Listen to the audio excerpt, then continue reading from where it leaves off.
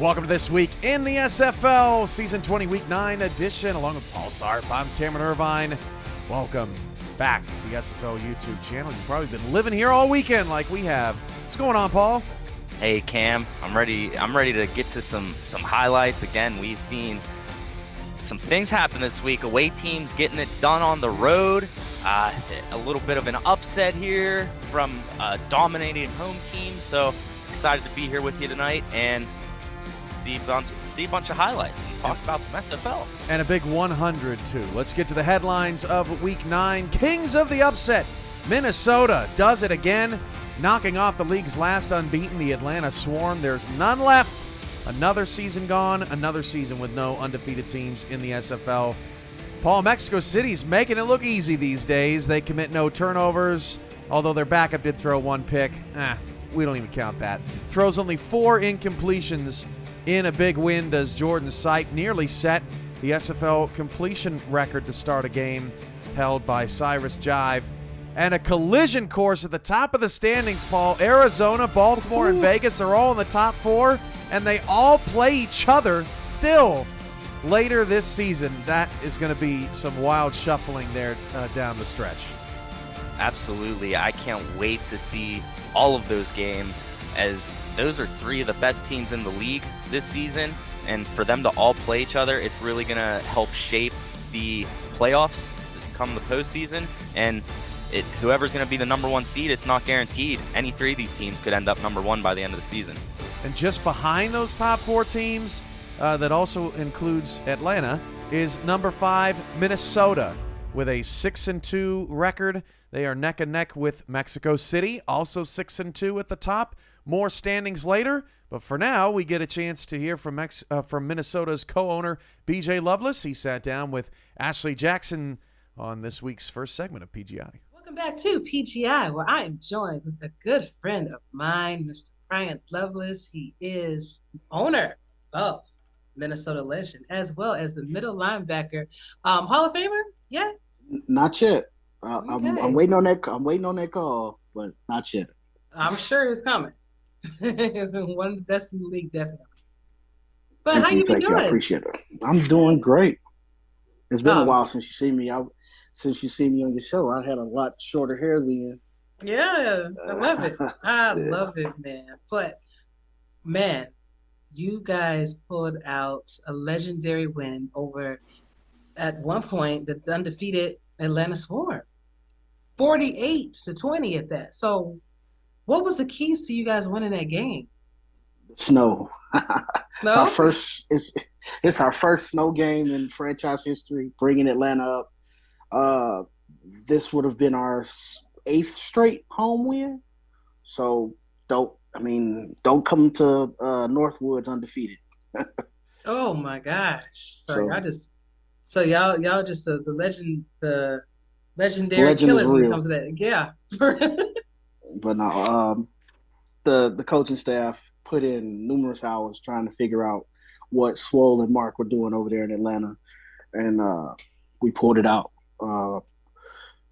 Everything went right for us on defense, especially on defense. Our defense clicked on all cylinders. The front four: Angela, Mark Mello, Max Knight, Buster Johnson, and the secondary for all 6 of them. Tigger Clay, Rick Evans, they both had interceptions as our diamond nickelbacks. I think Cody and Johnny had a pick 6. So we hit on all cylinders on defense. So that was a major key to that, and not letting Dynasty and BDG go off. That you did. A legendary win from a legendary crew. I wish you guys the best of luck for the rest of the season. I can't wait to see what you do next week. For sure. All right. Thank you. Yep. Cam, Polly, back to you. Thanks, Ashley. 48-20, Minnesota crushes Atlanta. A recipe for disaster for the Swarm. Paul, they were 7-0. They got a quarterback from Hawaii. They got a team that plays in the Dome. They have a Falcon. Yeah, they got a bunch of Atlanta's got a bunch of players that just aren't used to playing in the snow. They're not built in the snow, and they got rolled in the snow big time. Minnesota came to play. Yeah, as far as Minnesota, just an incredibly perfect performance against an undefeated team. To go in there into your home stadium, a stadium where you've only lost 1 game in the entire 2 seasons of Minnesota's franchise history, it just shows that that is a tough place to play, and Atlanta learned that this weekend. Last season, Minnesota was the last team to knock off, actually the only team to knock off the Baltimore Vultures. Maybe that's good news for Atlanta, because if you lose to Minnesota and it's your only loss of the season, maybe you go win the title and they repeat that process. For Minnesota, Paul, they beat Baltimore last season, but then didn't get a playoff win. Lost to DC in that first round, so they still have more steps to take. Do you think this season will be any different? This is going to be a pretty crowded playoff bracket when it's all said and done. Yeah, by the end of this season, the playoff bracket is going to be wild. But as far as Minnesota goes, I definitely think this season that it could be a little bit different for them. As far as how far they could go in the playoffs, they're a team that I think could win it all. But they have to, like you said, take those steps to be able to get there and just take it week by week. As far as where they're at right now, they have a bye week coming up, and then they're facing a red-hot Tulsa Desperados team. So as far as their focus, it's going to be all in on Tulsa.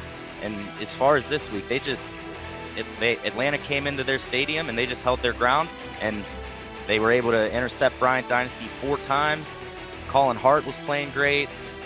Just the whole team banding together and getting it done this weekend, Cam. That's your national TV game in 2 weeks, Minnesota and Tulsa on Next Level Sports on Saturday. All right, back to the highlights where the Houston Headhunters have found some offense. Dave Burr starts with a bomb to DR Sim. He is still in pursuit of 20,000. Maybe next week. He had a pretty nice game.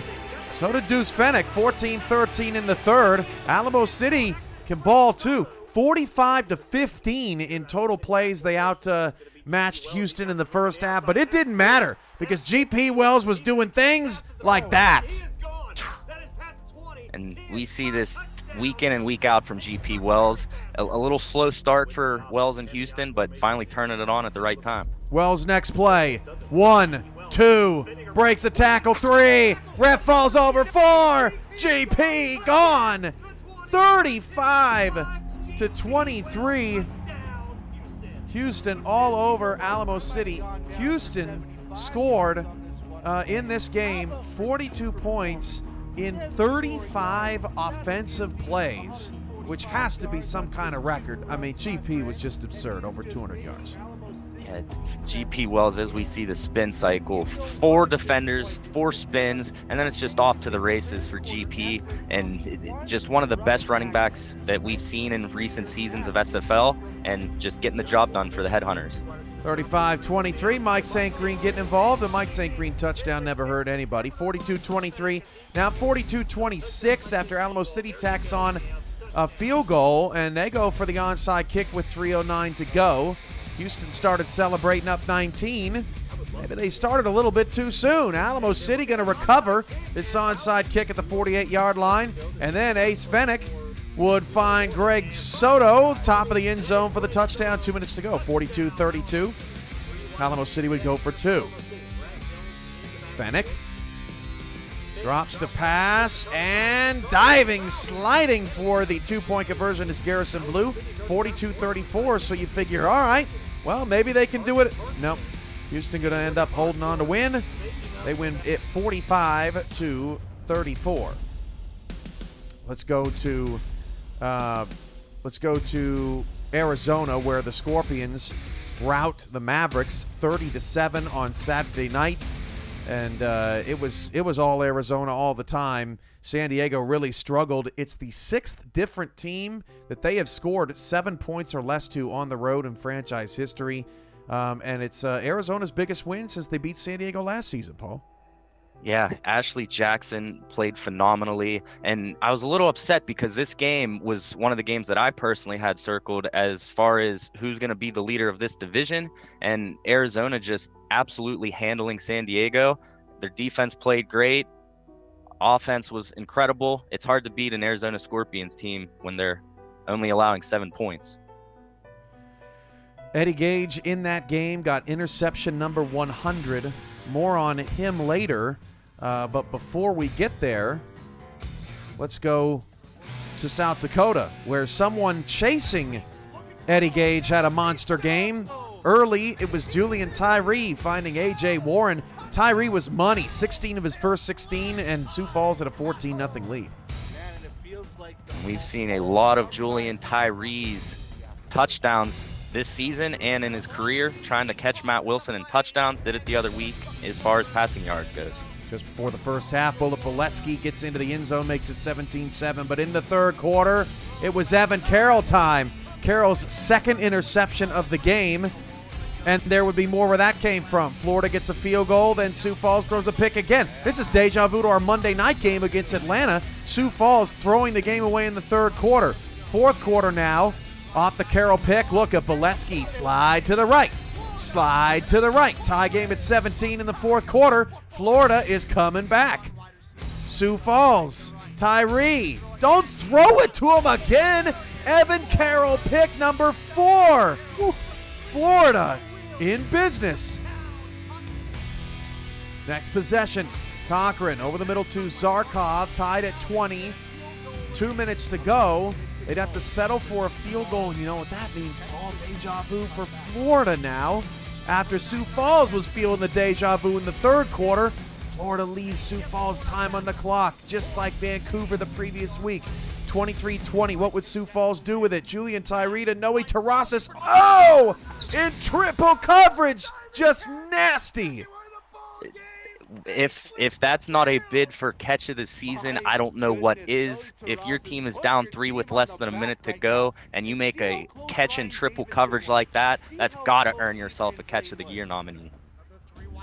Then offside for Florida, just outside of field goal range. You're thinking, oh my gosh, what else could go wrong for the Storm? Next play, they jump offside again and give Sioux Falls more space to work with and stops the clock one more time.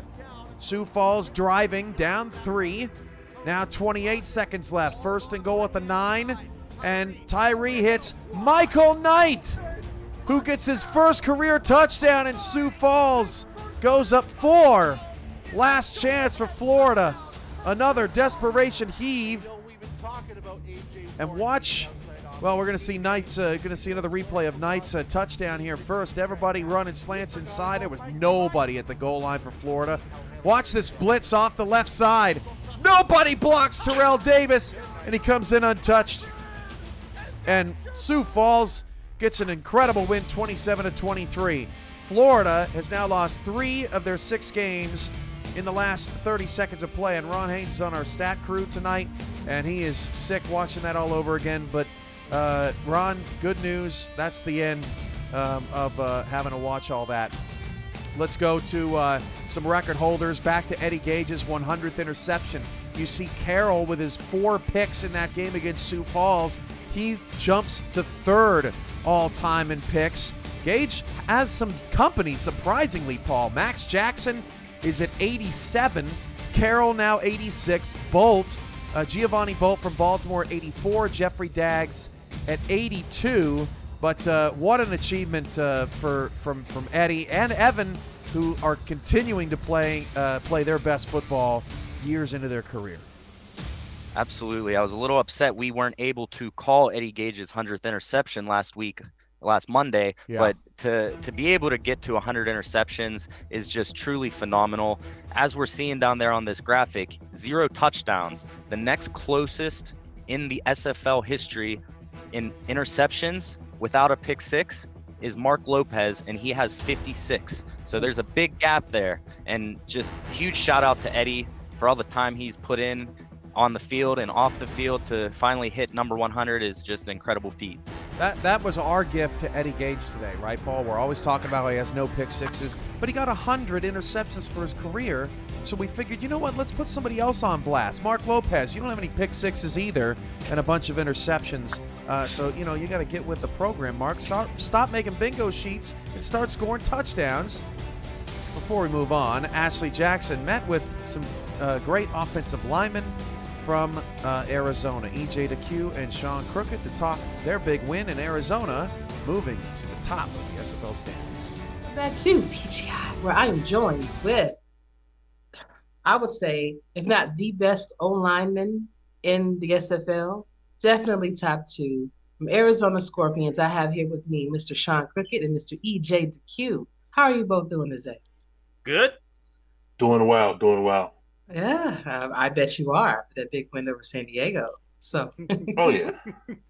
So tell me, gentlemen, how important was this win for Arizona, in your opinions? It was big. I know that Eddie was definitely focused on this one. There's a little bit of blood behind the scenes where things are a little itchy, and that, or, you know, I'm sure that factored in. I also know that we are now sitting on top of the standings. So, you know, looking for that first round bye. Yes, we are. Definitely look for that. Especially still that championship leaves a bad taste in my mouth. So, you know, we're ready just to make this happen for us, you know. Okay. So that unfinished business mantra actually does mean that we have unfinished business to take care of. Mm-hmm. Yes, we do. So, what are your thoughts on your abilities this season? I mean, I am the least sacked quarterback in the league right now. If it wasn't for you guys, I would be throwing a whole lot more interceptions. I would be on my butt a lot. So, how important is that for you? I think from being drafted as a lineman, I think that it's important because you see the improved development from year to year, season to season. So, especially we protect you, and plus, Mr. Moses can run all over the place too. So that's what I enjoyed. We had a great running game just yesterday. So Mhm. that we're balanced. The balance is there. All right. And EJ? Well, you know how important it is to me. I was D line until that first game when I came over here and saw you running for your damn life. In which case I said, Eddie, switch my number, give me a different jersey. I will sneak in and I will keep her safe. Because this ain't right. Yeah, I was. It was a heck of a time to start, but thank you, gentlemen, for the sacrifices that you have made. One more question why I have you here quickly, because I don't have many old linemen that I talk to, unfortunately. But what are your thoughts on your stats not being tracked? Does it bother you? Does it bother you a little bit? Or is that even important to you? Not important to me. The stat I look at is how many times you're sacked. Period. Yeah, it's not important. I mean, we can say, okay, sacks not allowed or sacks given up, but that's nothing. As long as you see it on a day to day how the whole team is running with it, how the O line and the offense is clicking. That's all that matters to us. Awesome. Well, thank you so much for all that you do, the sacrifices you make again. Really appreciate it, gentlemen. And I'm looking forward to talking to you a little bit more later on in the season. All right. Yes, All righty. indeed. All right. Y'all have a good one. You too. All Cam, right. Polly, back to you. I love that EJ was just was like, get me over there to get you some protection. That's great. Arizona 7-1. They are at the top of the league, and they definitely have not had a hangover from the loss to Baltimore in the championship game. Paul, they're playing some great football right now. Absolutely. Just in the past 2 seasons alone, you fought through the playoffs, made it to the championship game where you did lose to Baltimore just barely. And now in season 20, you're at the top of the standings. It's truly awesome to see a franchise like Arizona go through the struggles that they have in their franchise history. Previously, before they were Arizona, they were the Oklahoma City Renegades, and they carried a record of 51-85 with 11 losing seasons in a row. Since moving to Arizona, they are now 42-38, and as I mentioned, made it to the championship game, and now you're at the top of the standings. You just got Eddie Gage with 100 interceptions. It's just truly incredible to see a franchise like this work their way from literally the bottom of the SFL all the way to the absolute top here in season 20. Ownership matters. Skippy with a $19.99 super chat in the chat. My gift to Cameron. Poppy needs a new TV. Thank you, Skip. We are 3% to that goal now, I guess, Paul. And, if you're watching on Next Level Sports and you want to contribute to our YouTube chat during games and broadcasts, you can visit us at youtube.com/simulationfl. She also wants me to say something nice about Mark. Mark Lopez, our director of statistics. He's an Excel wizard and makes bingo sheets and does all sorts of things for us during broadcast to keep us entertained. But you gotta get those touchdowns. I'm just saying, you gotta get those touchdowns. All right, back to the highlights now that we've covered enough of Arizona bludgeoning San Diego this week.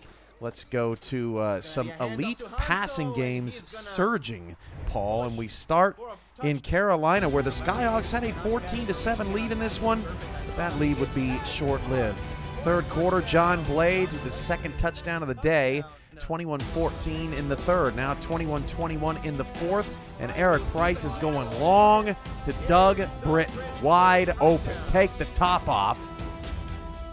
Carolina trying to keep up with this Vegas offense, tipped up in the air and intercepted. Shad Allen with that pick, and then 31-21. Look at just another bomb over the top. You can't sleep on this Fury team, 38-21. And it did this week. up until the fourth quarter. Again, you're coming up tied into the fourth quarter, 21-21. This touchdown here makes it 37-21. Got to stay strong whole way through the fourth. Carolina tried to get back in it. Vince DeSantis with the touchdown made it 38-28. They actually got the ball back with a couple minutes left. Still a 2-possession game. Never say never. As you see the Skyhawks flying there, and yeah, wasn't to be on this day. Max Jackson, hey, he's back on that list, right? He's top 5 on that list. He gets one more to his name, and Jackson makes it happen. All right, now to Indianapolis, where it wasn't so much about this offense early. It was Kanye Rockefeller, the first user player to ever return a blocked field goal for a score. Just enough legs. Touchdown, 10-3. Indy on top. Late in the first half, 13-10. Vancouver has the lead.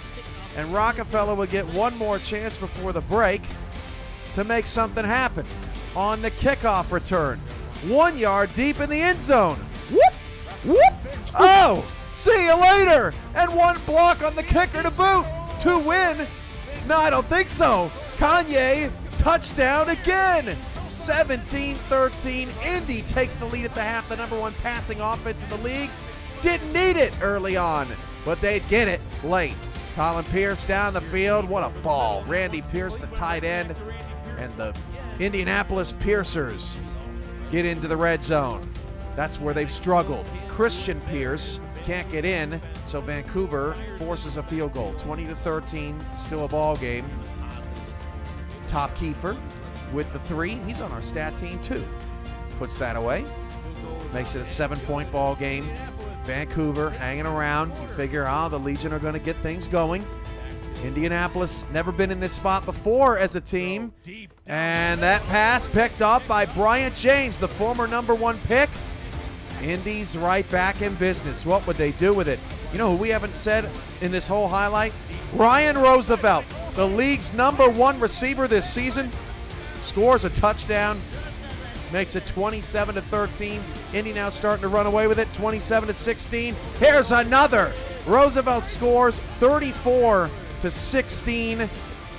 Indy tops Vancouver, and it was actually 34-23 at the end of it. Crazy stat here, Paul. Look at the top 3 passing offenses from last season. San Diego was a totally different look now. Lone Star, who isn't even Lone Star anymore. And Atlanta, who didn't even make the playoffs. And you could see Patterson and the Mavericks pulling away there. But how about in season 20? A totally different ball game. Indy is your number 1 pass offense, now with a 5-3 record and squarely in the playoff picture. London has gone a little bit more away from Robert Merrill. We'll see them later in Impact Monday with Fort Worth. And then Las Vegas, who, remember, Paul, got off to that horrible start with former Denver Nightwing quarterback Eric Price. He was throwing turnovers all over the place. It was a mess. They have really cleaned things up, and we have a whole new guard of passing attacks in the SFL Season 20. Yeah, 3 teams that you necessarily wouldn't consider high-flying offenses from seasons past. As far as Indianapolis, to have a receiver like Ryan Roosevelt and have the success that they've had this season is incredible to watch. London, as you mentioned, moving a little bit more away from Robert Merrill, but absolutely lighting it up through the air. And Las Vegas, Sin City, just a gambling offense, not afraid to take deep shots and making their way into the top 3 of the top pass offenses in season 20. Let's go back to Rockefeller real quick, because I don't want to let that go. I mean, this dude is out of his mind this season. He has 1 All-Star game appearance way back in season 10. Not only should he make this season's All-Star game, but he probably should be going in the Hall pretty soon if he's going to keep having performances like that. Yeah, that's just an absolutely electric performance this weekend. I was on the other side of a Kanye Rockefeller kick return touchdown earlier in the season, so I know how dynamic he can be, but a blocked field goal return for a touchdown, and then with 1 second left in the half to return a kickoff to help your team win on the road is just incredible. Speaking of winning on the road, Mexico City just crushed Motor City. The score doesn't show it because The Aztecs had extremely long drives and were very efficient offensively, but man, they just had their way with the V8s. 31-14. Jordan Sipe, 27-31. Look at their leading rusher at 82 yards. The leading receiver had 82 yards. Defense forced 9 sacks. They got 3 interceptions. I mean, they were just all over him. Kudos to Guy Clausen for getting in the end zone twice, but the struggles for the V8s continue. And shout out to Vasquez as well. Strong safety, 16 total tackles, just strong performance in a tough game against a extremely tough team in Mexico City. And Jordan Sipe finally starting to get the respect that he deserves in an incredible performance, only throwing 4 incompletions. Just a phenomenal day from Jordan Sipe and the Mexico City Aztecs. Ashley Jackson caught up with 2 owners of these respective franchises. Let's start off with the sad locker room. That is Dwayne Schindler over in Motor City. Welcome back to PGI, where I am joined with Mr. Dwayne Schindler. He is the owner, or one of the owners of the Motor City V8s. Just came off loss to the Mexico City Aztecs. Brother, how you doing? I'm doing well. Oh, it's good. It's good to hear, man. Good to hear. Now, with your team right now is 2-6 currently. 2 things I kind of want to cover with this quickly. What is the team morale like at this point? Are you guys still trying to are you guys getting each other or keeping each other uplifted and upbeat about things, or is it kind of like a jury tone right now? Well, the morale in our locker room, it's very positive, and I think it's just we have a lot of positive people, and we have some people that are very talkative in there that have been with us for a while, like Bill Cherry is coming back to us. David Leathers talks a lot. Sable Cannon, he's very much excited with the stuff we're doing. Guy Clausen, he's our morale leader. He's always saying good morning, asking everybody how they're doing, asking questions, and Sabo's trying to learn about the game as well. So he does a lot of talk that way. But I mean, just reading the comments in the locker room after this loss, everybody understands we're trying some new things here. There was a 3-year plan when we're putting this together to see how it would work. I don't know, how moving to a new game is going to affect that, but we're still in phase 2, and we're obviously going to change some things around if things aren't working the way they're supposed to. And people are making comments like we're a young team. We're still learning. We're still progressing. We're still working our way up the system. So our locker room really is fine as far as this go. We're not happy to be in the position that we are, but we're also not out of the playoffs. Our division right now is getting killed, and we've been in most of the games we've lost, and we've actually put together some pretty solid performances in our wins.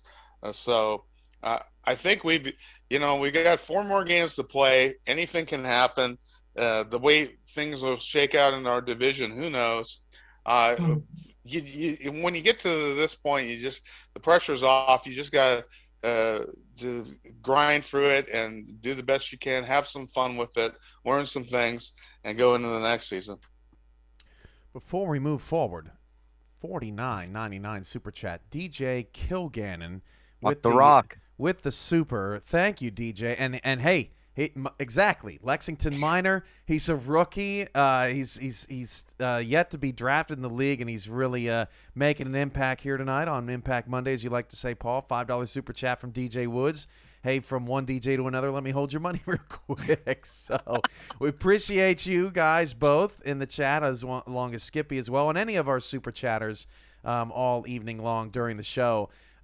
Before we get to Ramos's interview with Ashley, I wanted to touch on something that Dwayne said. First off, nobody deserves a win more than Motor City over these last years. The most underrated part about their team is the culture. I'm sure you feel the same way, Paul, about Seattle and your locker room and your culture, right? Absolutely. There are some great cultures around the league, even if they're not transpiring in wins all the time. And I don't think there's a team out there ready for the transition to the new game more than Motor City. They are done with this era. They want to move on and start winning some ball games. Yeah, I know a bunch of great people in Motor City. So as far as I'm familiar with our locker room, not a whole lot of wins in our win category, but you got to just keep that morale. You got to keep the team morale up. And despite the tough times, the future is bright for a lot of these teams. And with the new game on the horizon, I think that it is going to open a lot of doors for a lot of these teams to maybe take that next step within the league. Also, an interesting thing that Dwayne talked about was their 3-season plan. Ramos has a 1-season plan, it seems like. It doesn't matter. I thought there for a second Mexico City was going to have a rebuilding year without Matt Wilson and Mike Daggs, but they have figured some things out. I don't know how he does it. Let's see what he had to say with Ashley. All right. Welcome back to PGI, where I am joined with Mr. Ramos Lin. He is the owner and coach of Mexico City Aztecs. They just got their 6th win, 5th in a row from the Motor City V8s today. How are you doing? I'm great. Just very happy with the the success that we were having over the last several weeks, and another complete team win. Indeed. So how has Jordan's sight grown under your leadership? He's been incredible. During this game, he completed like the first 21 passes of the game, something like that. And he is doing a great job on being careful with the ball and just being a great leader. And the whole team rallies around him. Indeed. Do you think some of the keys to Mexico City's success is your third down conversion rate, as well as your time of possession? For instance, in this game, you held the ball for almost 25 minutes, which is a lot of time. Yeah, definitely. You want to dictate the pace of the game, and you want to basically just the whole game rallies around what you do, right? Instead of being on the back foot and just being reactive to what the other team does, you want to really dictate the pace of the game, convert on those third downs, keep the chains moving, and do some 12, 14 play drives, ending up with points. And obviously that's incredible when the defense then gets a 3 and out, for example, and really gives you a whole lot of momentum. Indeed. All right, one more question for you, Ramos. Your next opponent is the Fort Worth Toros. It's going to be a really tough matchup between you guys. What do you think will be some of the things that you will be focused on? Fort Worth's a very complete football team. I think we have to do pretty much about the same that we were doing, with some differences, of course. You cannot be just repetitive every single game. But I think we have the formula for success, not only for that game, but for football in general, which is put pressure on the quarterback, keep the giveaways to a minimum, and also force some takeaways. So, I think we've been doing a really good job at those things. And when you can do all those things well, you can pretty much win any ball game. Indeed. Well, Coach, fantastic work on a fantastic team. Looking forward to seeing what you guys do the rest of the season. Thank you, Ashley. You're very welcome. Cam, Folly, back to you. Back to us for the highlight blitz. Road Warriors, full of road teams, as Paul mentioned at the top of the show, getting it done this weekend. Late in the first half, Baltimore's in Denver, and really the Nightwings had held their own, but Baltimore started to get it cooking late in the first half. Paul, that's just what they do. And Baltimore's riding the T. Roy Gaines train early in the game with the early T. Roy Gaines touchdown. Irvin, another walk-in. They get 2 touchdowns, 14 points, which is more points than these teams had scored combined just in the last couple of minutes of the half. Denver didn't give it up. Late third quarter, get a touchdown from Gene Struthers to Logan Keel, makes it 24-10, and the crowd is loving that. Just a 2-score game. Still same score, 3:51 to go in the fourth, but Struthers has a 4th and 10, and Stacking Paper doesn't let that one get over his head this time. knocks it away, turnover on downs. Baltimore would capitalize and put this thing away. 3rd down and 3 at the 10. Denver hoping for a turnover, fumble, something, but it's gains again, getting the ball down to the 2-yard line. Baltimore would be able to tick off a bunch of time off the clock. And a 1st and goal at the 2 would seal it. Preserve that cover. 31-10. Baltimore cruises over Denver. Louisiana at Seattle. Lyric Da Vinci. What a diving score. Going to see a lot of incredible catches in this one, but this is just sick from Lyric. Yeah, an incredible catch. Watching it live, I was not a fan of that catch, but as a football fan, you got to be a fan of that catch. Just a truly great catch by Lyric Da Vinci there. Just before the end of the first half, Liam Hammer open to the back of the end zone. That was his first catch of the game. Makes it 14-0 Revolution. Next series for Tommy Utah would be more of the same. Kind of like Baltimore. Just before the half, back-to-back touchdowns. Hammer, one-handed grab, and he's gone. 3 catches in this game. 2 go for 6. 21-0 Louisiana right before the half. And another incredible catch there as we see Liam Hammer just burn the secondary, throw one hand out, make a catch, and nothing but grass in front of him. And just 3rd catch of the game up to this point. Just a great job and great catch there from Hammer. To Seattle's credit, they did not give up. That's a touchdown to Zach Patton in the end zone. Makes it 21-7. Now 24-7 in the 4th. Trellis Blanton finds David Gears in the back of the end zone. 24-14. So here come the nemesis. But their comeback hopes would be taken away shortly. But first, Cameron Collier is going to lose 4 yards to push Otis Boudreau back for a 51-yard field goal attempt, which would prove to be difficult in the in Darkwood Stadium. I don't know if you turned on some fans or what, Paul, but Otis misses that field goal wide left and a little short. That gives Seattle new life. Back to that comeback being thwarted I was mentioning. Trellis Blanton to, nope, Rolliman Hood, one-handed, get out of here. Louisiana has something on those gloves, Paul, because they were just grabbing incredible catches all night long. That sealed it. And I'll tell you what, if you take a look here at that receiver that was a little deep, if that ball was thrown a little bit further, I believe it was Patton, he would have been gone, and it would have been a 3-point game at that point, with Seattle having a chance to win the game. But a great job from Louisiana last week. Didn't have the best performance, but they truly came out and performed to the best of their abilities against the Seattle Nemesis this weekend. Better than 0, like they always say. Louisiana 5-3. DC at Charleston. Shabazz Synergy to Lauren Percoco in the first quarter. She has been a red zone menace for opponents. Dragons go up 7-0. Charleston strikes right back. A 1-yard touchdown to Saren Storm. The extra point was blocked. So 7-6, or now 7-7 actually. I'm getting my games mixed up. Synergy in the back of the end zone. Intercepted there by John Stamengo. This is how Charleston stayed in the game against Baltimore. We're nearly to the half, and they're all tied up with the Dragons. Charleston on a 6-game losing streak in need of a win, but Kentez Johnson gives it right back. John DeSantis with the interception. That would not be the last time we see him in this football game. Kevin Say, 1-yard touchdown, makes it 13-10, 14-10, now 14-13 late in the game. And look, it's John DeSantis again making the play for the DC Dragons, and Charleston comes up just short in another game. They're 1-7, DC is 3-5. Tulsa at Portland, wild game in the back of the end zone, off of Leo Morris's helmet, and Derek Majors makes an interception with Portland up 7-0 late in the second quarter. Definitely a major interception there. You're up 7, you steal the ball away from Tulsa, who's trying to score and come back. Just a great play there, great interception to help your team get the ball back. Just before the first half, kind of the theme of the weekend. Cyrus Jive down the field, caught. That is Nelson Lozano Jr. into Tulsa territory.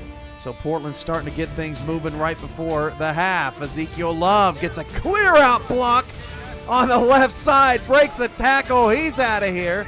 14-0, all fleet all the time in the first half. Show that man some love. Ezekiel Love, we've seen it all season long. One of the bell cow workhorses of the SFL, just taking it to the house for Portland there. Nelson Lozano Jr., that block was disgusting. Fourth quarter, 17-6 Portland. Tulsa starting to bow up, and they get an interception from Cameron Shaw at the 41-yard line. Next possession, it's Q to Gabriel Manning for the score. More from him later. 17-13. Portland decides to take these too early. They give the football back to Tulsa with 21 seconds to go, and I think you might want to double this guy. Gabriel Manning down the sideline. No one's going to catch him, and Tulsa is going to take their first lead of the game. And what a time to take the lead with 10 seconds left to help your team win the game like that, to just put all faith into your receiver Gabriel Manning. Just an incredible pass, and as we're going to see again, to be able to find your receiver like that in that time frame with the game on the line is just an incredible play where big-time players stepped up to make a big-time play. Portland with an opportunity to take over the Pacific Division lead with a win. Tulsa chasing Minnesota at the top of the division, and it's the Desperados who end up on top of this one, but Portland will get one last chance. More craziness in this ball game. Jive goes down the field, hits a sliding Israel Adams, caught, looked like it may have been a late hit penalty, but the penalty was actually called for illegal touching because Israel Adams ran his route out of bounds, and Tulsa ends up getting the win 20-17 in, well, you'd call it controversial fashion. They improved to 6-2, and Portland drops a heartbreaker to 3-5. Don't sleep on LA. The Lycans have won 2 in a row, 2-6, 33-7. They bludgeon the Kings. But Paul, LA is just 2 games back with Vancouver's loss, with Portland's loss, with Seattle's loss in the Pacific Division. They are 2 games back of first place, and they will play Vancouver. No, it was not flexed out, Paul. Next Monday on Impact Monday. And if they win that game, the Pacific might just dissolve into chaos. Yeah, it's definitely going to be an interesting finish to the season in the Pacific Division. Vancouver not able to get it done to increase the lead. LA being the only team this weekend from the Pacific to get a victory. We might be in for a real treat in the Pacific Division by the end of the season. Jacksonville, like Motor City, it might be a time to start thinking about next season. All right, here's your updated standings after Week 9 outside of the Fort Worth and London Monday game. You've got, actually, those are not the updated standings. Let's get those up there for the people. I hate when that Got happens. Arizona at the top now. That's right. We have Arizona at the top now of the standings. There they are, and there's Alex Constantine putting work on somebody. Arizona and Atlanta at the top, but Arizona's got the SOV tiebreaker. Baltimore leads Vegas because they're a division leader. Minnesota just slightly on top of Mexico City now as their SOV surges with their win over Atlanta. Tulsa right behind them in the 7th spot. Then it's Fort Worth, technically 2 back in the win column based on win percentage. They are in the 8th spot right now. Louisiana surges to 9th with their victory, and they have the head-to-head over Indianapolis from earlier this season. And then Vancouver tops London, but you've got 2 division winners at 500, or division leaders, I should say, at 500, occupying those last spots. Paul, we go back to Minnesota at the beginning of the broadcast, where we talked about it might be a little bit different for them. That 5-6 spot looking pretty good. You may play a weak division winner in that wild card round. That could be the difference for Minnesota getting a playoff win this season, although they are still chasing a first-round bye. That means that San Diego, despite a 5-3 record, is on the outside looking in. Their resume, Paul, is just not up to par, and they're going to have to get some quality wins from somewhere, but loss to Arizona this week did not help. They have Baltimore next week, so that's their next opportunity. Carolina, Sioux Falls, Alamo City, just on the outside looking in. What stands out to you about where we are after Week 9? Oh, there's a lot. As you just mentioned, San Diego 5-3, still on the outside looking in. Just need to finish the season strong, which that sure is going to be hard to do with games against Baltimore. You still have to play Vegas. So San Diego definitely has a little tougher path to the postseason. But as far as these top teams, how do you decide who is the best team, short of going into the playoffs and seeing it all play out? Just so many great teams within the SFL. And as far as season 20 goes, I think season 20 is totally up for grabs by any of these teams on this graphic here. And we're going to see here in about a month or so who's going to be crowned season 20 champions. Tell you what, it's a pretty top-heavy bracket this season, but with that being said, I see 7, 8, 9 teams that are championship contenders right now. Even Indianapolis, Paul, at the 9 spot, they have the best passing offense in the league. They are going to be a force to be reckoned with. Anytime you're leading in any major statistical category, you got to watch out for them. All right, that concludes this week in the SFL, presented by APM Music. Thanks to our Next Level audience for watching. Stay tuned for more SFL coverage on NLSE and the Saturday showcase game next week between Mexico City and Fort Worth. For the SFO YouTube audience, getting ready for Impact Monday, Fort Worth and London. That preview and your kickoff comes your way next. We'll be right back.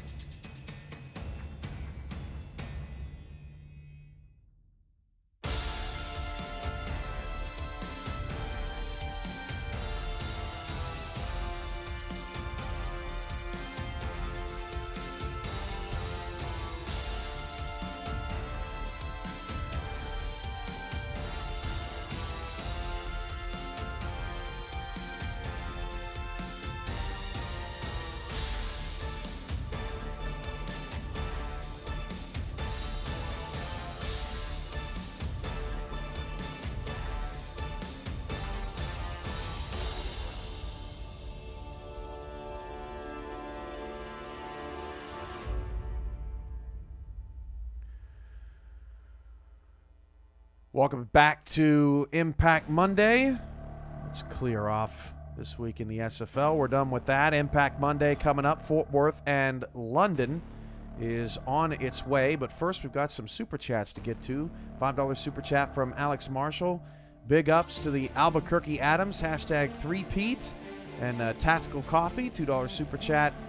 Manning for the Hall of Fame. So we've got some Hall of Fame votes for Gabriel Manning. Also saw in there, Dion said, Week 11, Minnesota and Tulsa and Arizona-Baltimore. Which game's going to be in prime time? Arizona-Baltimore is already scheduled for Impact Monday, so you'll see that game on Monday. Minnesota and Tulsa was already scheduled for Next Level Sports Saturday at 6:30, so the league nailed the Week 11 slate a long time ago. So both those games in the spotlight there in Week 11. All right, Paul, Fort Worth and London tonight. This is going to be an exciting matchup. Fort Worth hasn't seemingly played in a long time. Neither is London. They're both coming off a bye. So maybe we've forgotten a little bit how good Fort Worth and London are, as they are both in the top 12 of the standings right now. Yeah, both of these teams are extremely tough teams. You have Fort Worth, who just knocked off Baltimore, so you can't ignore that. But then you also have London, who was just 11-1 last season.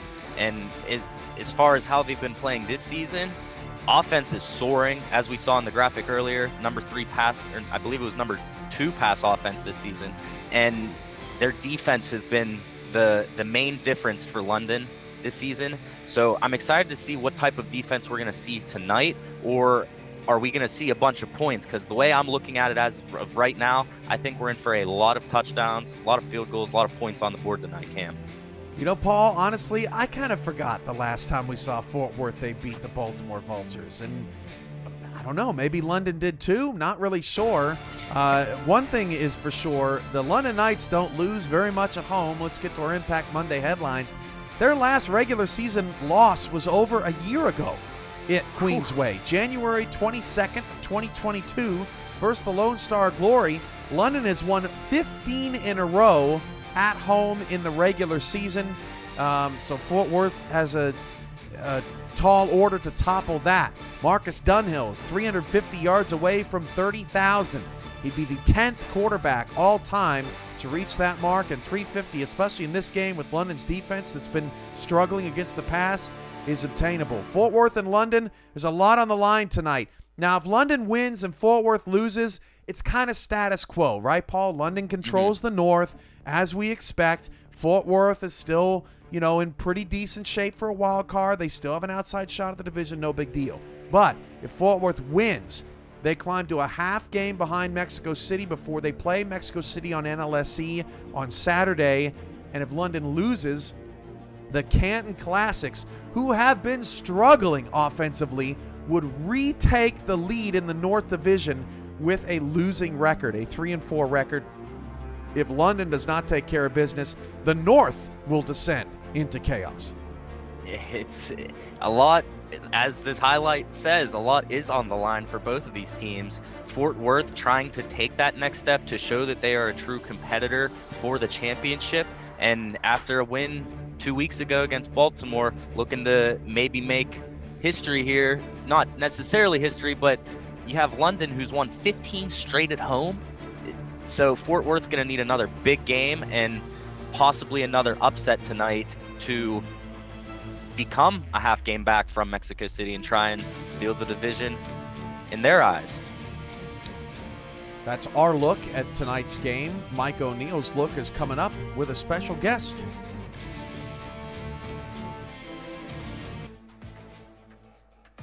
Cam and Paul in the booth, appreciate you guys as always and the work that you do. What is going on, SFL Nation?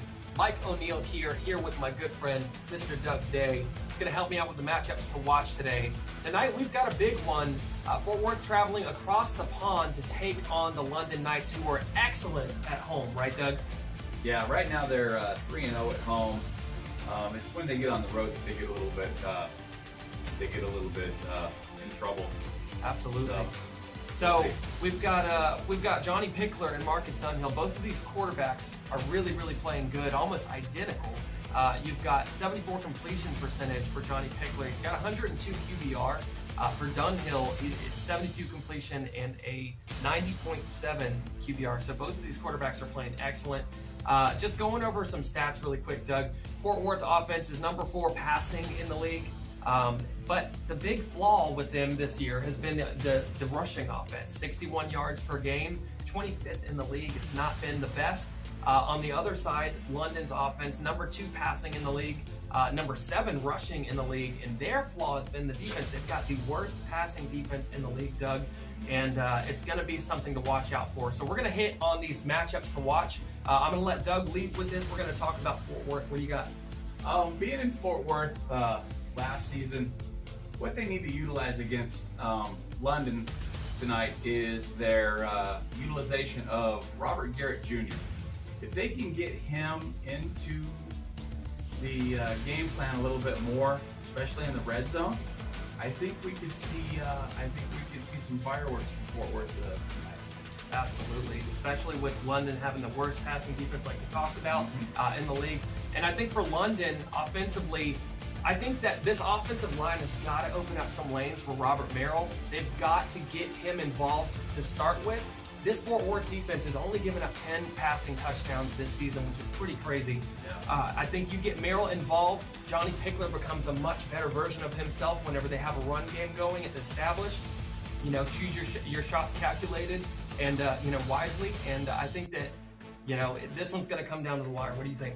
I think it is. It's going to come down to if Pickler can limit the interceptions. If he throws 3 interceptions or more, I feel Fort Worth has it. My prediction for this is it's going to come down to the wire, and either side is going to take a field goal for the win. Wow, we got a close one. All right, guys. Cam and Paul, we're going to send it back to you. I've been Mike O'Neill. This is Doug Day, and we'll see you guys next week. Blink twice to make sure they're okay, since the chat apparently thinks that one or both of them is being held hostage. Anyway, great stuff from Doug and Mike O'Neill. Paul, that's what you call living in an Instagram filter. Good preview, guys. Hey, shout out Doug Day. That's my GM. Nemesis. There you go. All right, final thoughts, Paul, before we hit the road to Queensway. People said when this was on the schedule, they go, oh, my gosh, London's playing a game at 12:15 in the morning. Dude, they take the day off the next day. This is a yearly tradition for the London Knights to play this game in prime time here in the States. Yeah, I'm excited to watch this game. I think both of these teams they're both hungry for a win. As I mentioned earlier, I believe we're going to see a lot of points, a lot of touchdowns, a lot of yards through the air. Might not see a whole lot of rushing yards, but these two air raid offenses probably going to light up the scoreboard tonight, in my opinion. Settle in. My dog just did. Fort Worth and London coming up next on Impact Monday. Don't go anywhere. We'll be right back.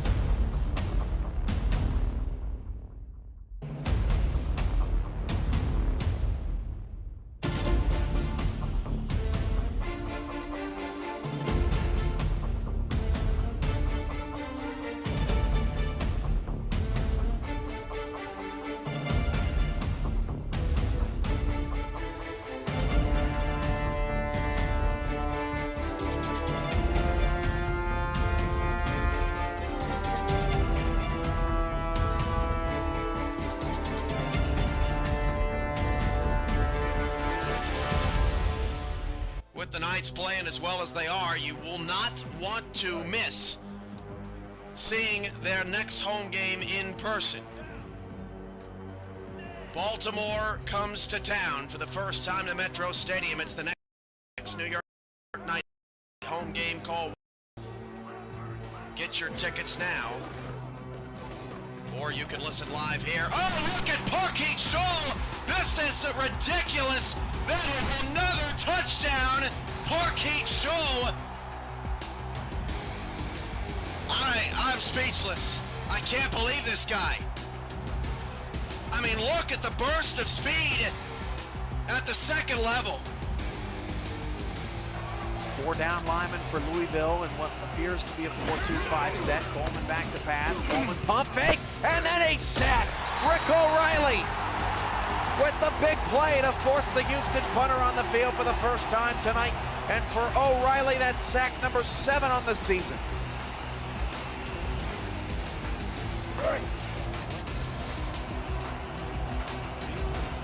O'Reilly, a monster on the inside. Big play there for the Louisville defense. First and 10 of the 26, Marconi dropping the throw. And Marconi against the late blitz will go deep down the field, and that one is caught! Past Grayson Abarazzo. Shigeki can't catch him. It's a Maurer touchdown. The 3rd touchdown for Abarazzo in the game. And it just looked like the Legend defense kind of got tangled up. And Grayson went for the pick, and he over pursued. That was just an outstanding throw by Rocco. I mean, he's 6'5", I believe. Yeah, he's 6'5", 225, long, rangy, strong, quick arm. Rastelli back to pass. Rastelli going to the end zone. Pass is caught for a touchdown. Kendall Gilbert, and Baltimore's on the board.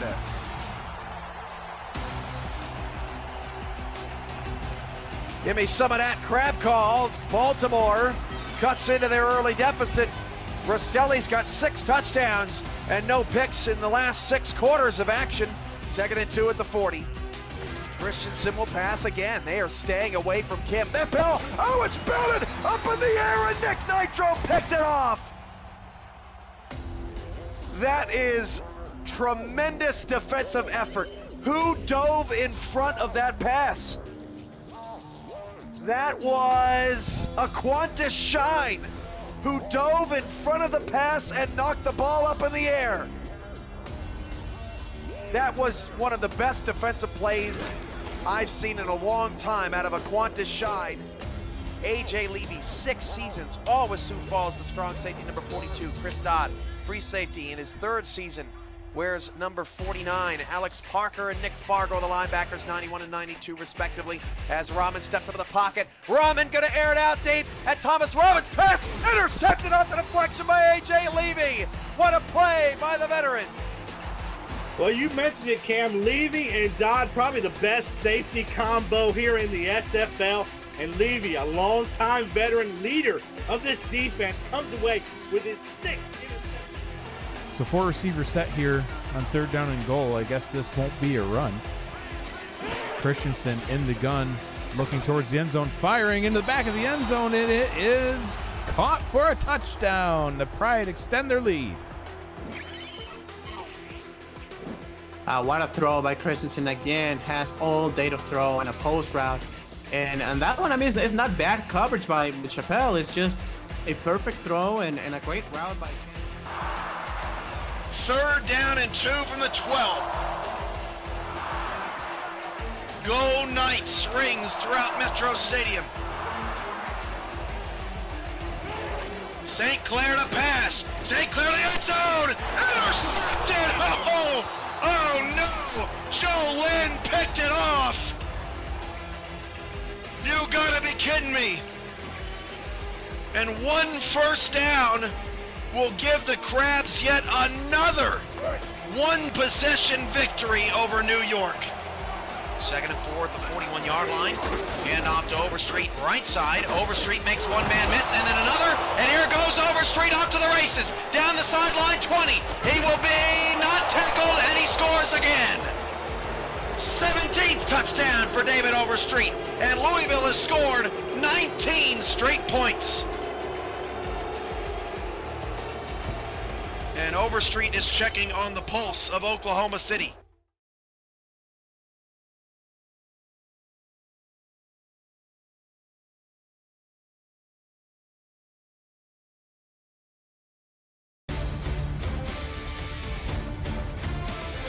Welcome to London, United Kingdom, Great Britain, where tonight it's the London Knights 3-3 and winners of their last 15 regular season games at home. They're squaring off against the Fort Worth Toros, coming off of their victory over the Baltimore Vultures 2 weeks ago.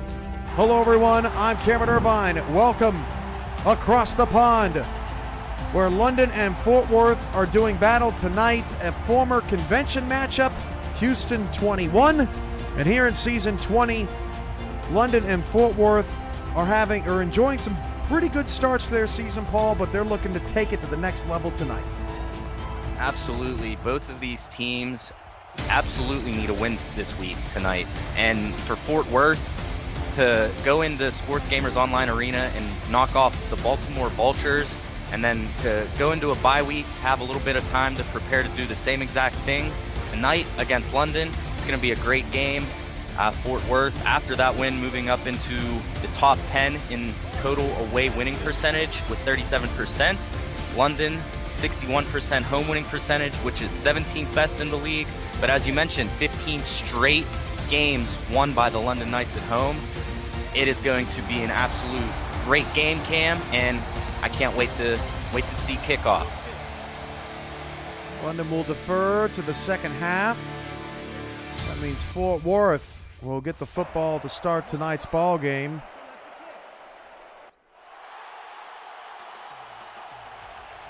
The Toros, and they're all white tonight. London in the white tops, or white helmets, red tops, white pants. London, a 3.5-point dog. The ball's on the tee, the hands in the air, kicking, we're underway. From the 5-yard line, this is Charlie Baker on the return, and Baker gets it up to the 29. And that's where Marcus Dunhill and the Toro offense will get set. And so far in season 20, London, their offense has been great. but their defense has been absolutely struggling. Last season was the second best in the league, and now is the second worst in the league. So I'm excited to see what type of defense we're going to see from the Knights tonight. Dunhill starts the game off with a handoff to J.Z. Bacon, and Bacon is crushed for a 4-yard loss. Selwyn Lane and company in the backfield for the Knights.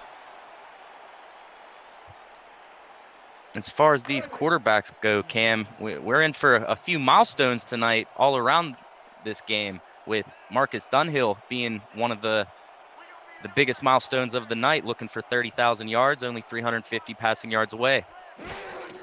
And Pickler even less at 25K. That's a throw to Hacker to get 6 on the books for Marcus Dunhill. Emmanuel Blackman and Telemax Scarborough combine for the stop. 3rd down and 8. This Fort Worth offense led by Marcus Dunhill in the backfield. J.Z. Bacon, Aaron Alexander are behind him. Alexander at the fullback position. Wide receivers John Fullerton, Cade Stevens, Charlie Baker, Stephen Hacker, and the tight end, the Cowboy, Robert Garrett Jr. 3rd and 8 for Fort Worth, trying to avoid a 3-and-out on their opening drive. And Dunhill's pass is intercepted by Anthony Wyo. Wyo returns it up to the 42-yard line, and a fast start for London.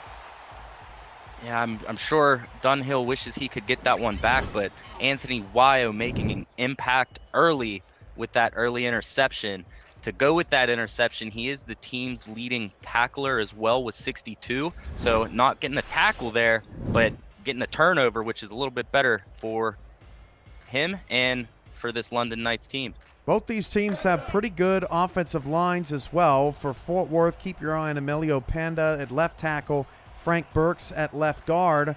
For London, they have a few up front as well. Perrin Ibarra, your left guard, Demetrius Farmer, your right guard, and Anthony Anderson, your left tackle on that front. Talon Steele makes his first catch of the game, a pickup of 6. Wide receivers for London include Terrence Weary, Fox Highwind, and Vin Calia. Fullback is Rob Noel, and the running back, Robert Merrill, along with Pickler. And Pickler trying to get to 25K tonight.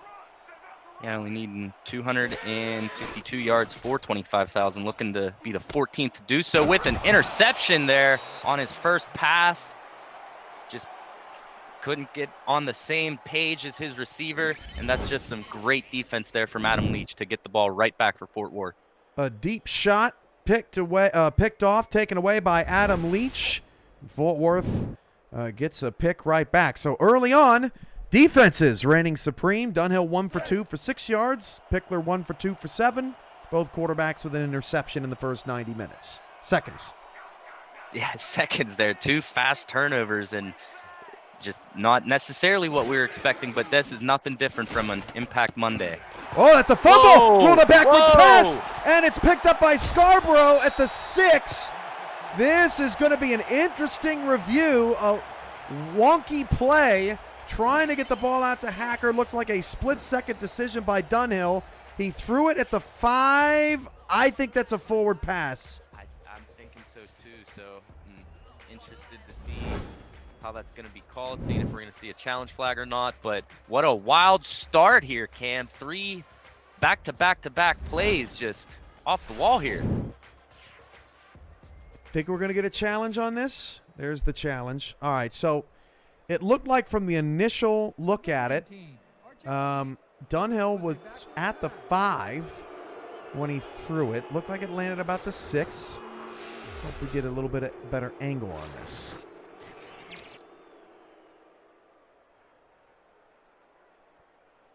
That's close. That's a really close call, Cam. It looks like he was a few inches past the line of scrimmage to me, but we're going to see what R62 has to say. After review, the play has been ruled a forward pass and therefore incomplete. So it's ruled an incomplete. Fort Worth wins the challenge.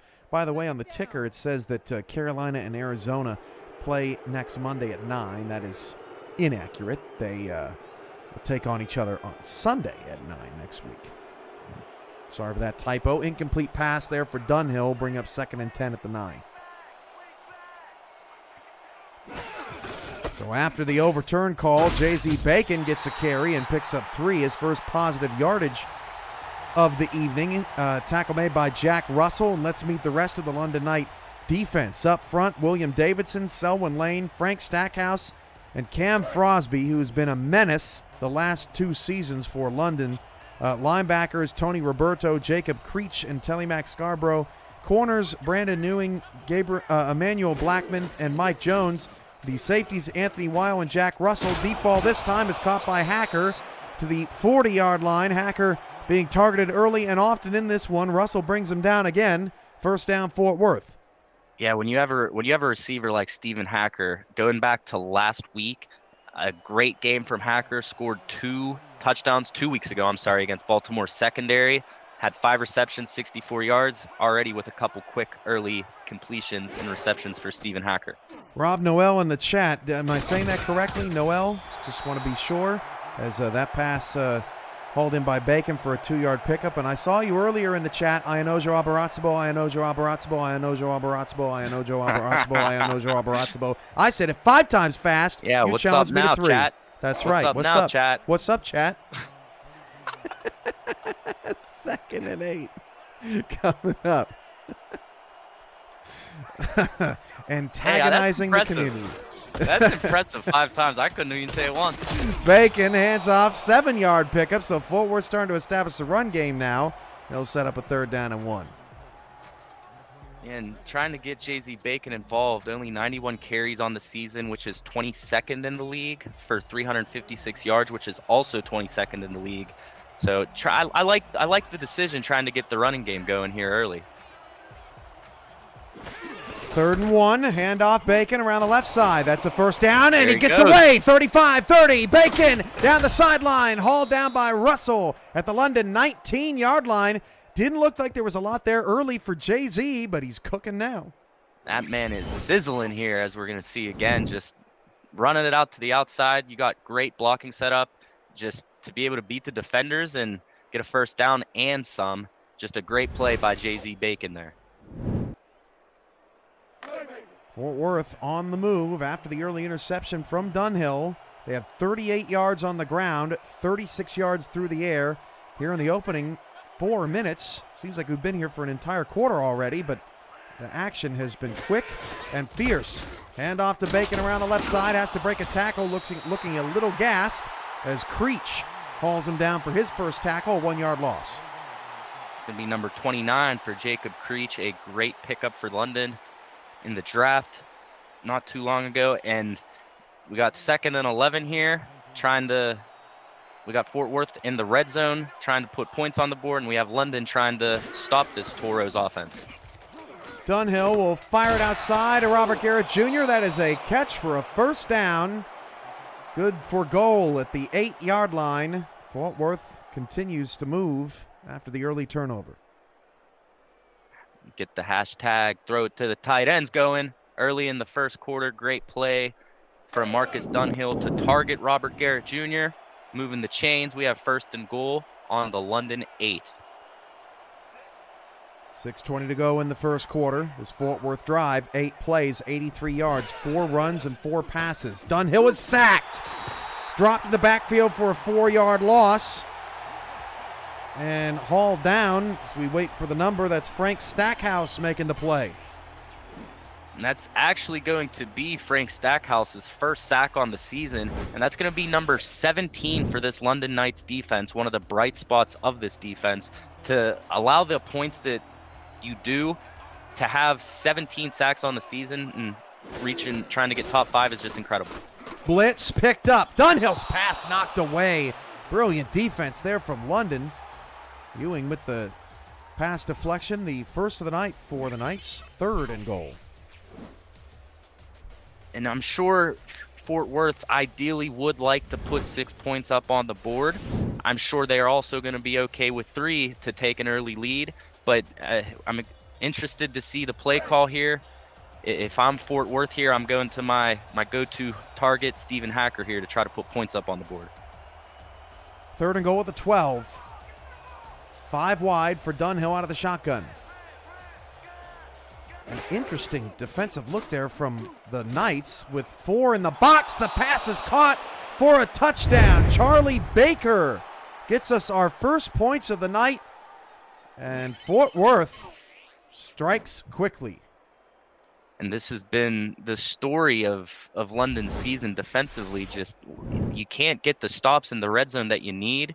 And as we saw there, Charlie Baker getting his fourth touchdown on the season and helping his team go up 6-0 here with a chance to be 7-0. How huge was that challenge there from Luis Gonzalez for Fort Worth?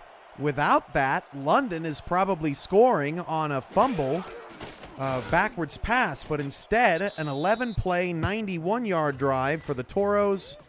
Caps off with an Amelia Rose extra point, 7-0 Fort Worth.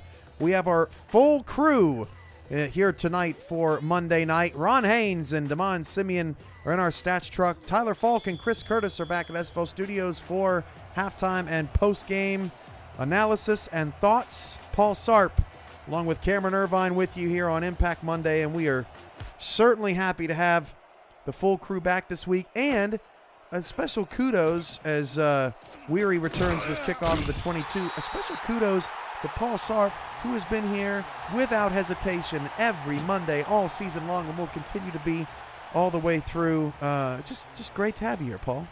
Hey, Cam, I appreciate you having me here. I love being here with you in the SFL community on Impact Monday, where we make spectacular happen on the field, off the field, in the booth.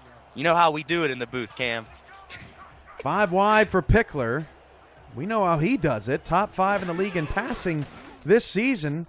Deep shot to Leach, and it's caught by Kalya, and Kalya leaves him in the dust. No one's going to touch him. And Vin is in for 6. Got the better of 24 that time. Number 7 for Vin Kalya there, and what a great throw from Pickler. Had an interception on his first play on a similar play, but what a great play to throw it up to your receiver, making a play on the ball, nothing but grass in front of him, to tie the game up and answer this Toros team who just had scored an early touchdown, went down the field 91 yards like it was nothing. We got an early answer, and we got an exciting first quarter. Adam Leach fading west like he's switchfoot on that play, totally out of position. And it'll bring on JT Delaney for the extra point. That was a mess. So early on, Adam Leach with a pick to potentially save a touchdown and an out-of-position play to give up a 78-yard strike to Vin Kalya. And the extra point is good. 7-7 halfway through the first quarter. Looks like we got another thriller deep into the Impact Monday slate. And Vin Kalya, going back to last week, he had 7 receptions, 134 yards, and 3 touchdowns against Queen City with a long of 67. Already here on their second drive, getting a longer touchdown, going 78 yards, and adding 1 touchdown to the total on the night so far. Kick is away, a little bit misjudged there from Baker, but Baker returns it up to the 23-yard line. $5 super chat from DJ Woods. San Jose gave us Jay-Z Bacon. Now get ready for Hunter McWaffle. Oh, man. Now, see, that brings me back to my old WAFL days where we used to call it waffle. So, you know, I think I could get on board with that. Also, earlier, Skippy had a $4.99 super chat, and she used hashtag take care of business. So we never miss our super chats here on Impact Monday. Wanted to get back to that before it was too late as Jay-Z Bacon takes a swing route for 2 yards up to the 26-yard line. And just 2 great drives. I know London's drive was a little shorter, but Fort Worth, after an early interception, came out on their second drive and drove down the field methodically, going 91 yards. So after letting up a touchdown like that to Kalya, let's see how they're going to answer and see if they'll be able to find something of their own. Empty backfield here for Dunhill, and Dunhill fires over the middle, and that is incomplete. The long arms of Tony Roberto smacking that down. Roberto, 6'3", 250 in his 7th season on a single all-star appearance, surprising his 4th straight here in London. And who knows, Tony Roberto might be in for his first All-Star bid, having an impressive season. 38 tackles, 2 sacks, 4 tackles for losses, 6 now passes deflected, now 3 interceptions. Having a great season. Empty shotgun now for Fort Worth, 3rd down and 8, and the pocket breaks down on Dunhill. He just got rid of that football. William Davidson comes flying in to force the incompletion. Punt upcoming for Fort Worth, their first of the night, Ray Einhorn. Going back to that play, the pressure of this London Knights defensive line all season has been, as I said earlier, the true bright spot of this defense, and helping the London Knights defense get off the field there and get the ball back.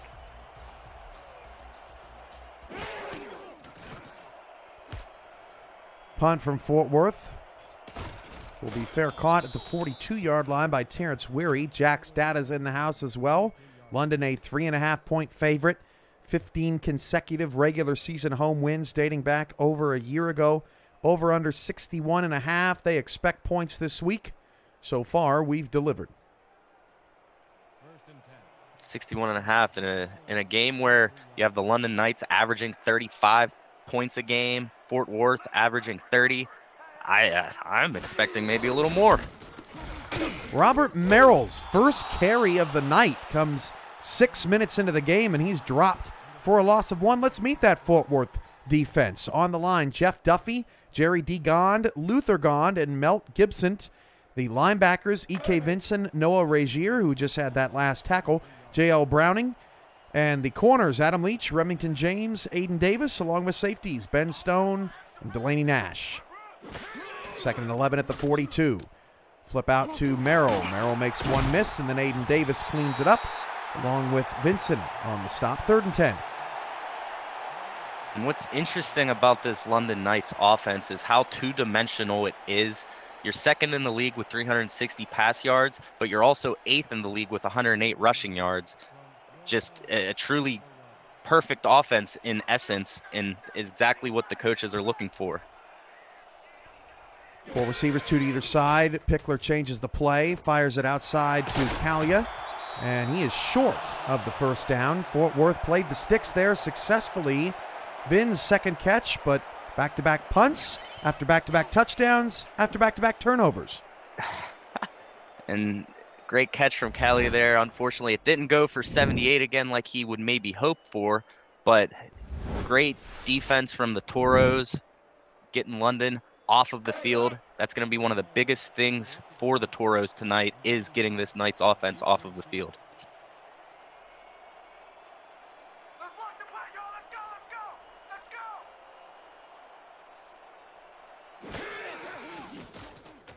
Punt is away from London, their first of the night. Baker calls the fair catch at the 16. If you're new to the SFL, the Simulation Football League combines traditional sports, esports, and a role-playing game into one.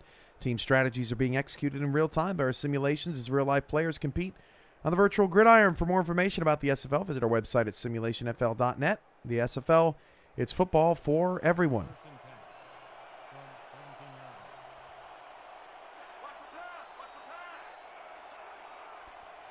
.304 to go in the first. Both of these teams have mirrored each other the entire night. Play fake nicely by Dunhill, hiding the football, and that pass is caught for 2. That's Bacon leaking out of the backfield, brings up 2nd down and 8. And I really like that play from Marcus Dunhill. He's been hitting teams with that all season long. So far, 3rd in completions with 186, 4th in passing yards and attempts, 1,985 and 258 attempts. Off to a great start in the top 5 quarterbacks this season for Dunhill. Dunhill fires it outside, caught by Hacker. He has been busy tonight. One name that we haven't said yet is Cade Stevens. John Fullerton also without a catch, but that's Hacker's 3rd grab to set up a 3rd and 3. 39 yards for Stephen Hacker tonight. And as great of a receiver as Stephen Hacker is, when I was looking at their stats, he is not the leading target getter for this Toros offense, and it is Cade Stevens with 48, which, as you said, haven't heard from him yet tonight. 3rd and 3, and Dunhill is decked. Cam Frosby That is the second consecutive third down that Dunhill has been hit as he's thrown. Fort Worth has to punt again.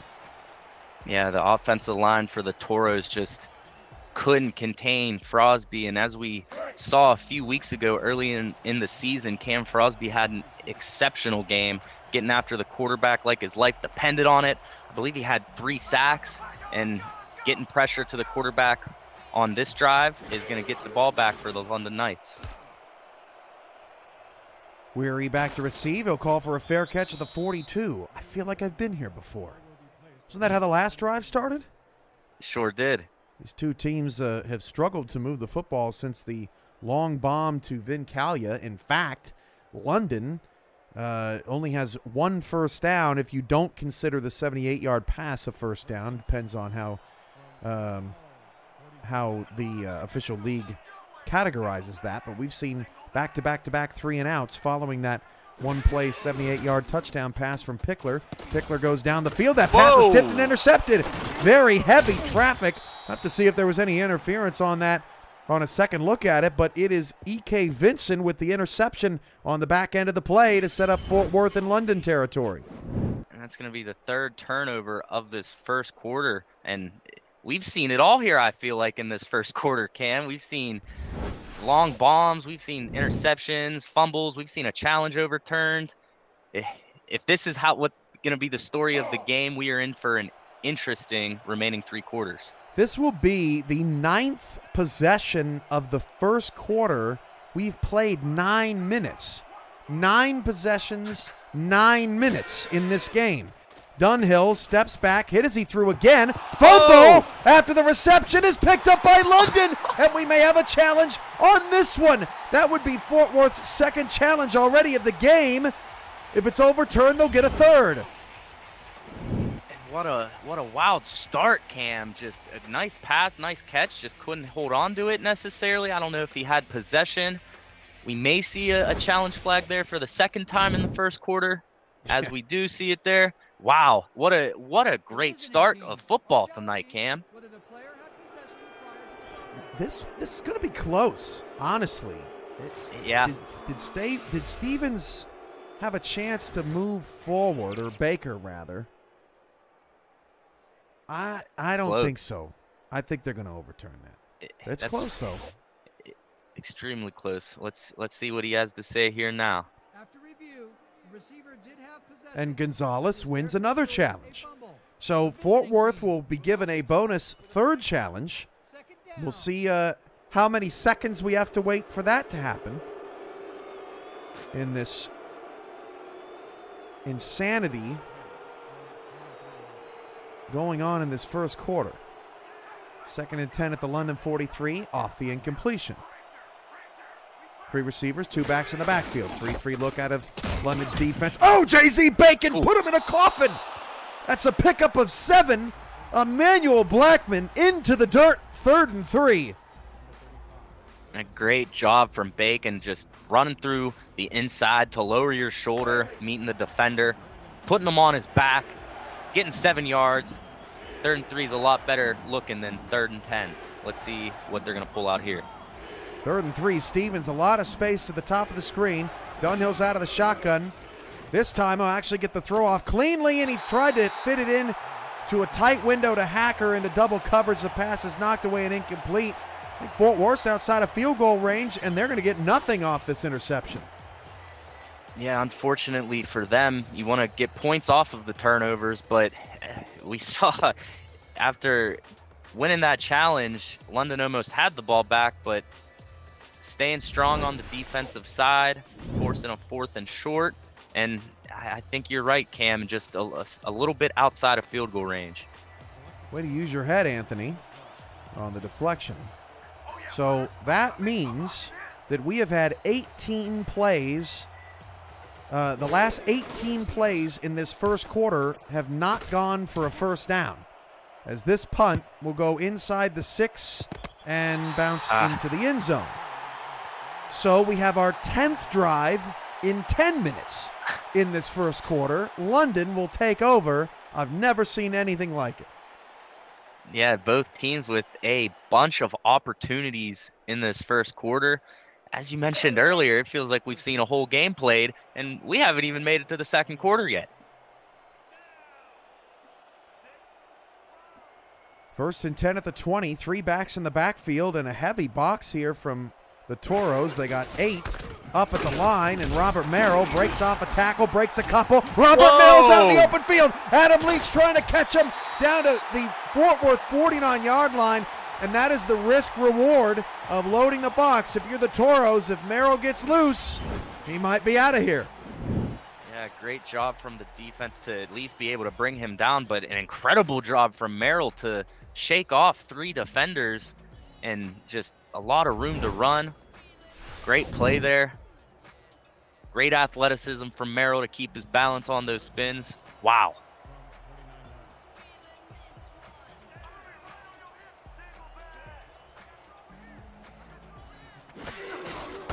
First down off the long Merrill run. Merrill gets another carry, only picks up a yard. Second down and 9. That's Jerry D. Gond on the stop.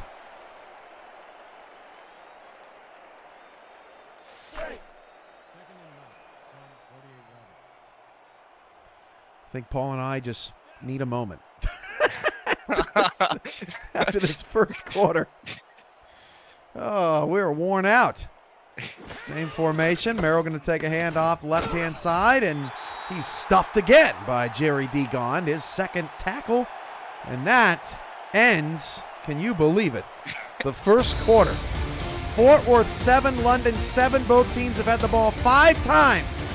They've scored once. We're all tied up on Impact Monday, Week 9.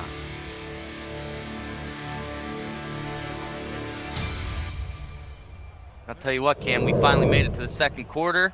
We did. For how many times these teams have had the ball, it's interesting to only see a 7-7 score. We're still alive to tell the tale. Empty 5 wide for Pickler on 3rd down and 7. That pass is incomplete. Overthrown to Terrence Weary, and London is going to have to punt. Both defenses playing well. Yeah, in a game where on the pregame show I predicted a lot of points, and boy, am I wrong through 1 quarter of action. Still three quarters of game left to play. A lot of points could be put up, but these defenses just playing phenomenally so far in this game. Still on pace for 56, which is just under the under. $4.99 super chat from Skip for the real ones. I just don't know anymore. For the real what? First and 10 at the 11. Somebody check on Skip and make sure that she is not totally lost her mind just yet. So last punt went into the end zone for, that was Fort Worth. London this time able to get it inside the 15-yard line. We'll bring up first and 10 at the 11. Fires it outside. Cade Stevens with his first catch of the night picks up 5. He's cut down at the end of that play by Mike Jones, his first tackle of the game. And in that first quarter, Cam, we saw a lot of Jay-Z Bacon, 6 attempts for 44 yards. So far this season, Fort Worth is only averaging about 63 a game. So already getting the running back more involved tonight on Impact Monday. And interested to see how it finishes.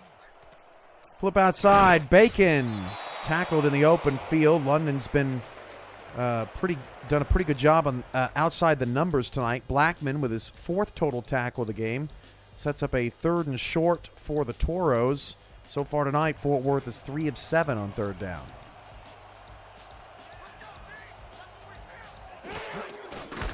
Bacon again stays patient and cuts left.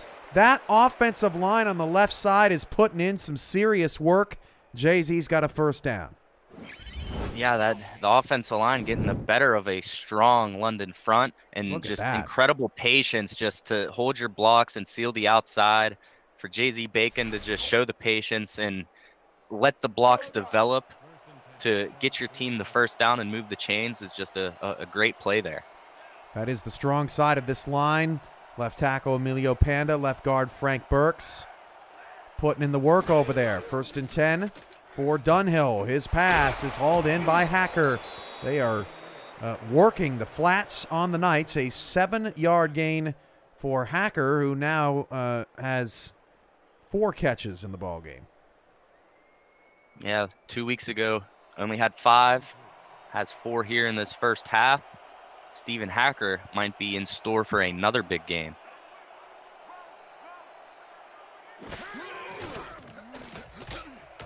Outside Got him Hack. again. First down to the 42-yard line. Well, Fort Worth has had, so this kind of looks like that touchdown drive they had, right? They're mixing in the run and the pass.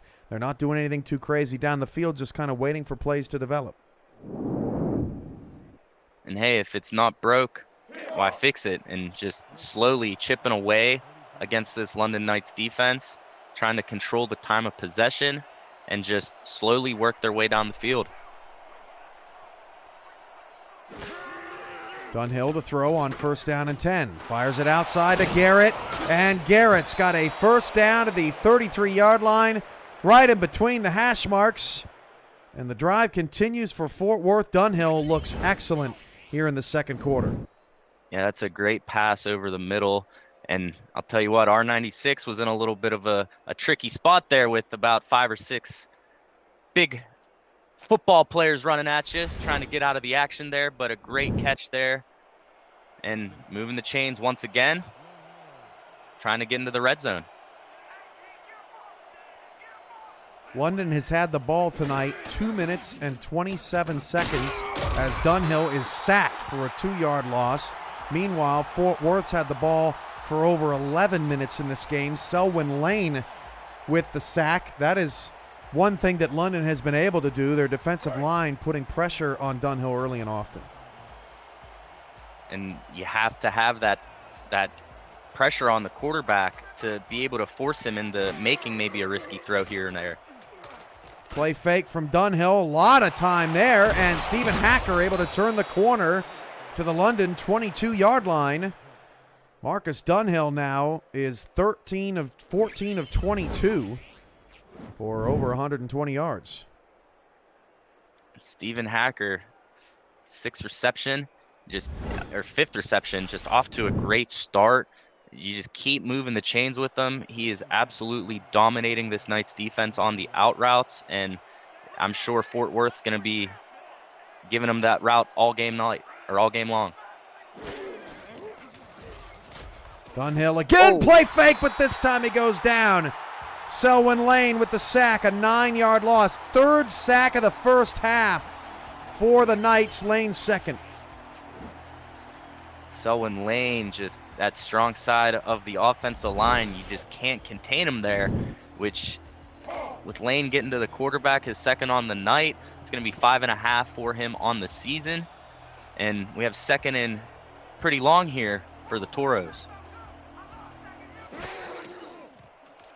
Another play fake. Look at the time this time for Marcus, but has to dump it off short. Not much there. Bacon hauls in his 5th catch this evening. 12 touches for JZ in the first half. A critical 3rd and 15 here. Can't take a sack. You need points. Yeah, you definitely want to put points up to try and take the lead back from the Knights. Somewhat in field goal range, but look for them to get a few more yards to make it a little bit more manageable. Deep shot, Dunhill, caught! Or first down to the 4, it's John Fullerton with his first catch, and now every receiving target outside of Aaron Alexander has a reception tonight for Fort Worth. And hey, instead of getting a few yards for a little better field goal, why not get all the yards, move the chains, and set yourself up within the 7-yard line, I believe, and try to put 7 points up on the board. 4-yard line. Garrett Jr., 2 catches. Baker 1, Stevens 1, Fullerton 1, Hacker 6 for 65. That's more catches than the entire London team has. Bacon has 5. That's also more than the entire London team has. First and goal at the London 4. Handoff Bacon, and Anthony Wyo saves the touchdown. Wyo's 4th total tackle of the night brings up 2nd and goal. Yeah, Anthony Wyo, the leading tackler for this London Knights defense. That's going to be tackle 66, trying to work his way up into the top 15 this season in tackles, and trying to save the drive here for the Knights. Dunhill going to throw out to Bacon. Foot race, touchdown, Toros. Another really nice long touchdown drive for Fort Worth. They go up 6. Jay-Z Bacon with his first receiving touchdown on the season. He's 9th in the league with 6 rushing touchdowns, but scoring a little differently here with a little receiving touchdown there to make it 7 on the season for him. 13 play, 89-yard drive. 9 for 9 for 87 yards. Wow. For Marcus Dunhill on the drive. And now Fort Worth tonight has a 91 and an 89-yard touchdown drive. Makes it 14-7. Fort Worth on top of London. Let's take a look at some team stats, and we'll get them pulled up for you momentarily. Yeah, Fort Worth has been playing exceptional football so far, and the big thing is you have to keep this London offense off of the field, and they have been doing a exceptional job with that so far in this game. From the goal line, Weary on the return to the 25. There's your team stats. Fort Worth has racked up nearly 200 yards of offense. Look at the play count, 39-13. But London averaging nearly 10 yards a play. Dunhill's been put on the ground 3 times already in this first half. And the London defense is getting the pressure on the quarterback, but Marcus Dunhill just playing just great football to be able to handle that pressure and go 9 for 9 on that last drive.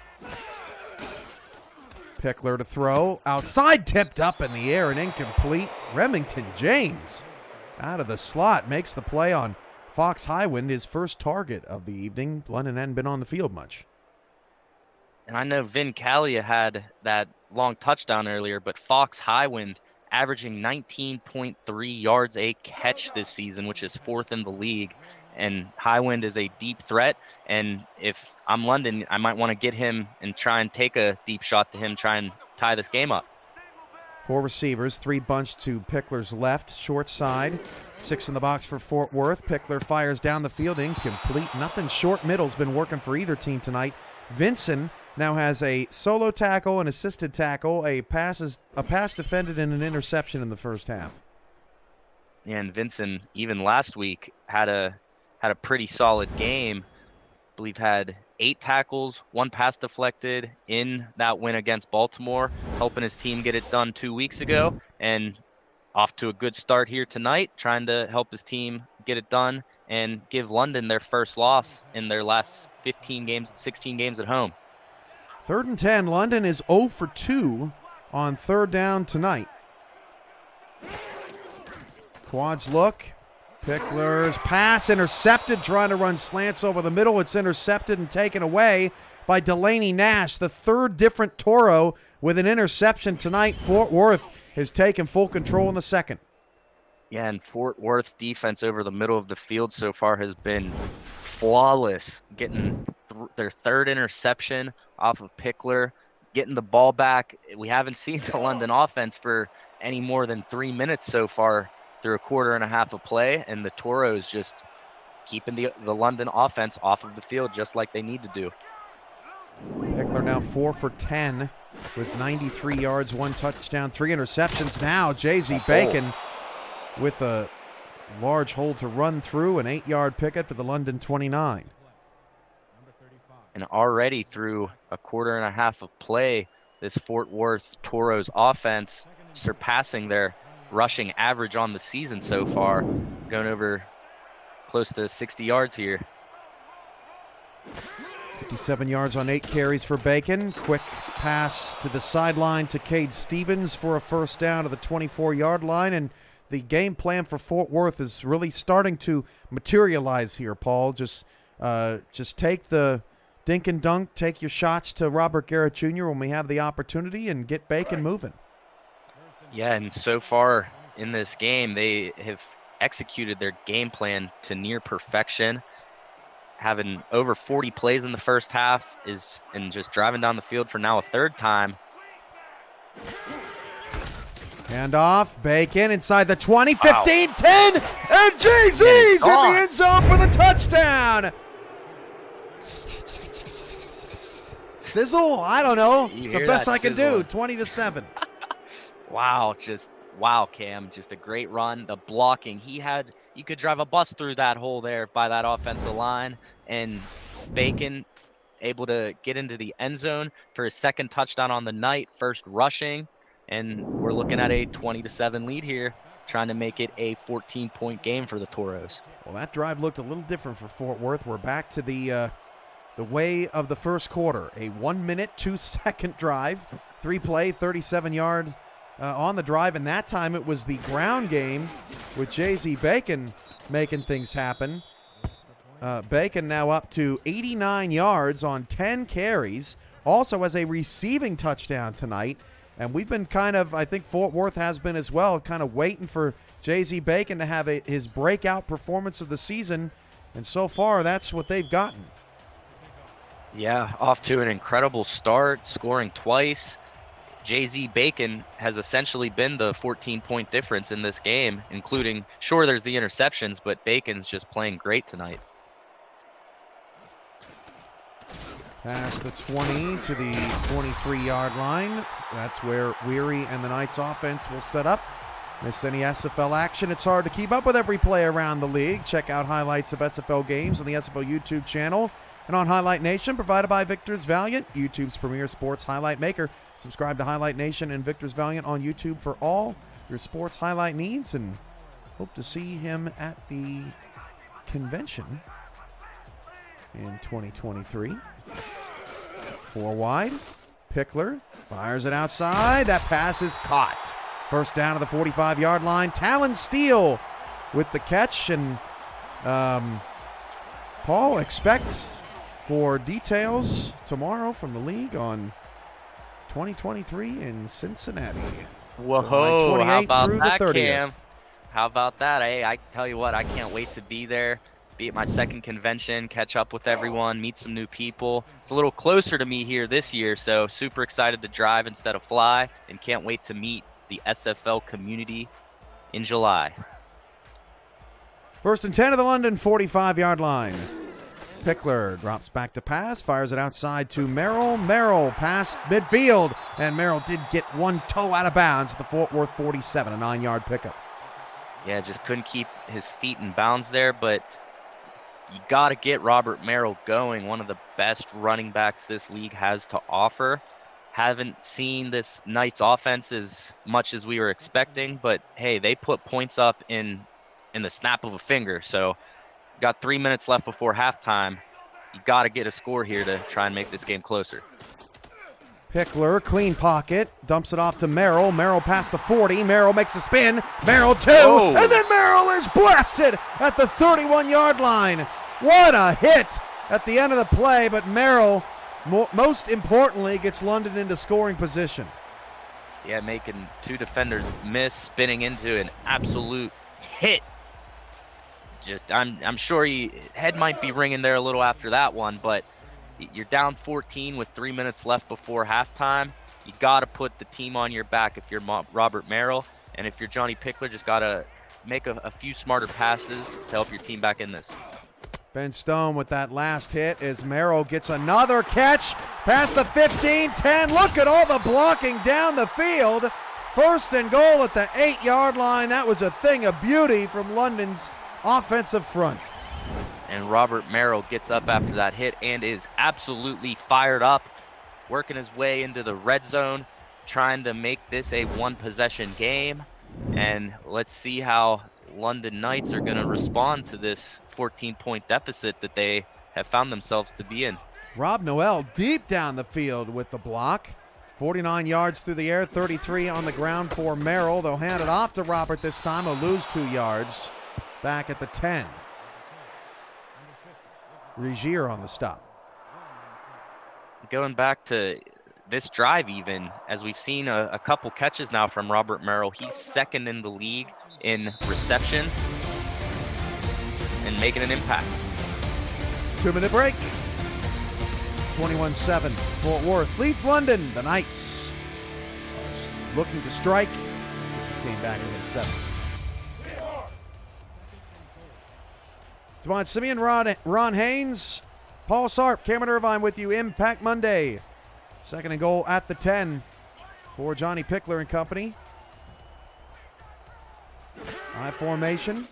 Pickler dropping back deep, fires back in the end zone. What a laser! Touchdown! Vincalia again. The best pass of the first half. Oh, he laced it in there. Johnny Pickler absolutely threading the needle with that one, finding Calia for a second time tonight. As we're going to see again, just a laser beam in there. Wow. Finding Calia in the back of the end zone. We're looking at a one-possession game here. Man, that was the best pass of the night. I mean, he had some zip on that thing. 9 for 15 for 173 for Pickler tonight. 11.5 yards per attempt. QBR now over 100. And London right back in it. Extra point from JT Delaney is good. All touchdowns all the time. Look at that, Paul. We're on pace for 70 and to hit the over. Hey, there it is. Just after a little bit of an odd first quarter with a bunch of turnovers, bunch of challenges, games finally starting to open up. Teams' offenses are finally starting to find their groove and finally putting points up on the board. Delaney will punt it away. Fort Worth's got 2 minutes and 3 timeouts to work with. After 3 solid touchdown drives, Baker gets it up to the 26-yard line.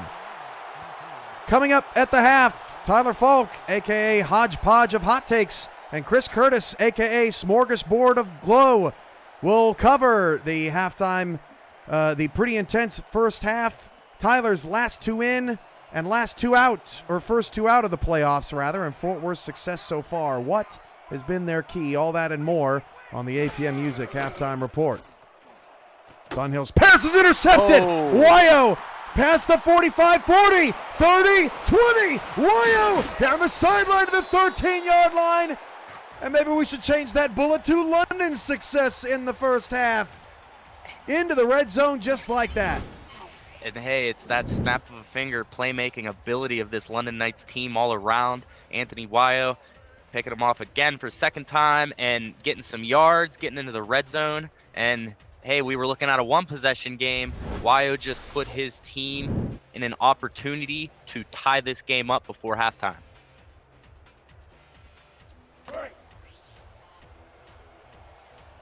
First and 10 at the 13 now. Off the turnover from Dunhill, his second interception of the night. Both have gone to Wyo, who also has 5 tackles and a pass deflection. Ball at the 13 for Pickler. Fires it outside to Merrill, and he steps out of bounds, runs out of room. Man, a little bit too much sauce on that one from Pickler. I'll tell you what, if he threw that a little lighter, maybe gave Robert Merrill some room to run, we might be looking at a first and goal here, but instead we're going to see 2nd and 10, minute 40 left on the clock. London Knights trying to tie this game up. I got a stat sitting on my desk that is just mind-blowing. Might be the craziest stat of the whole season, as Merrill is wrapped up for a 1-yard loss.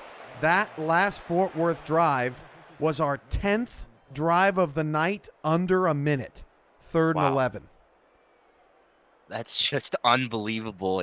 These defenses, the score might not show it, Cam, but these defenses really have been impressive in the first half with all these turnovers. Just 10 drives. Wow, that's incredible. 3rd and 11 at the 13. Pickler to the end zone. It is caught. Oh, my goodness.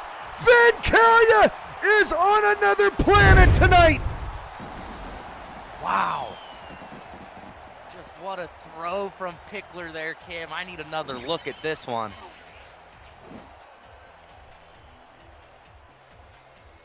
Oh, wow. Just an incredible on-the-money throw from Johnny P. Finding Vincalia for the hat trick in the first half. Had 3 last week, has 3 tonight. Wow, what a play. What a throw, what a catch. To quote Family Guy, oh, that's nasty. Extra point, good for Delaney. We're tied at 21 with 1:08 to go, and that was the 11th drive of less than a minute in the first half.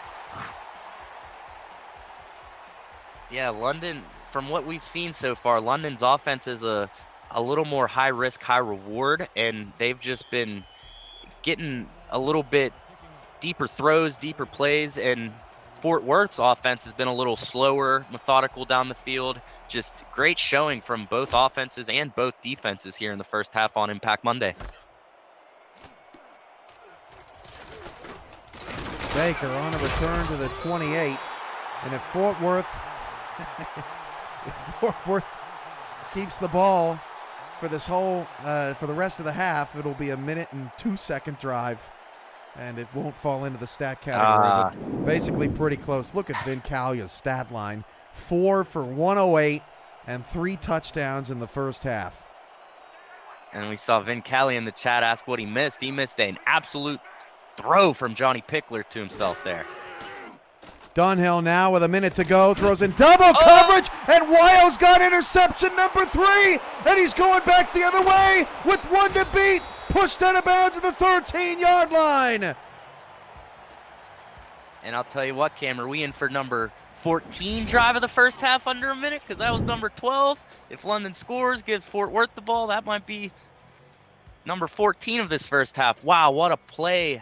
Hat trick from Kalia for receiving touchdowns. Hat trick from Wyo with interceptions. Wow, Cam, just wow. Fort Worth has gone away from what's working. Just throwing into the flats and dinking and dunking the Knights. Instead, they've tried to get aggressive to get points at the end of the half, and it's totally bit them. Kalia, bottom of the screen. He's owning Adam Leach tonight for much of the night. Pickler hit as he threw, and the pass is overthrown. Looking for Talon Steele. Second down. And I'll tell you what, as far as what we've seen every Monday night this season, this might be the most exciting first half we've seen. And I'll tell you what, we've seen it absolutely all in this first half of action.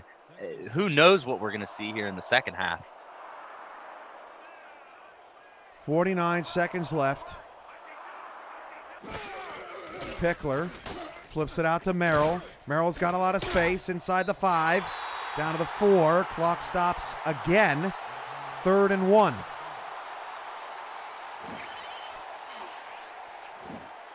Yeah, Ben Stone with a great job there bringing Merrill down. And as we've seen so far, Merrill is one of the hardest running backs to bring down.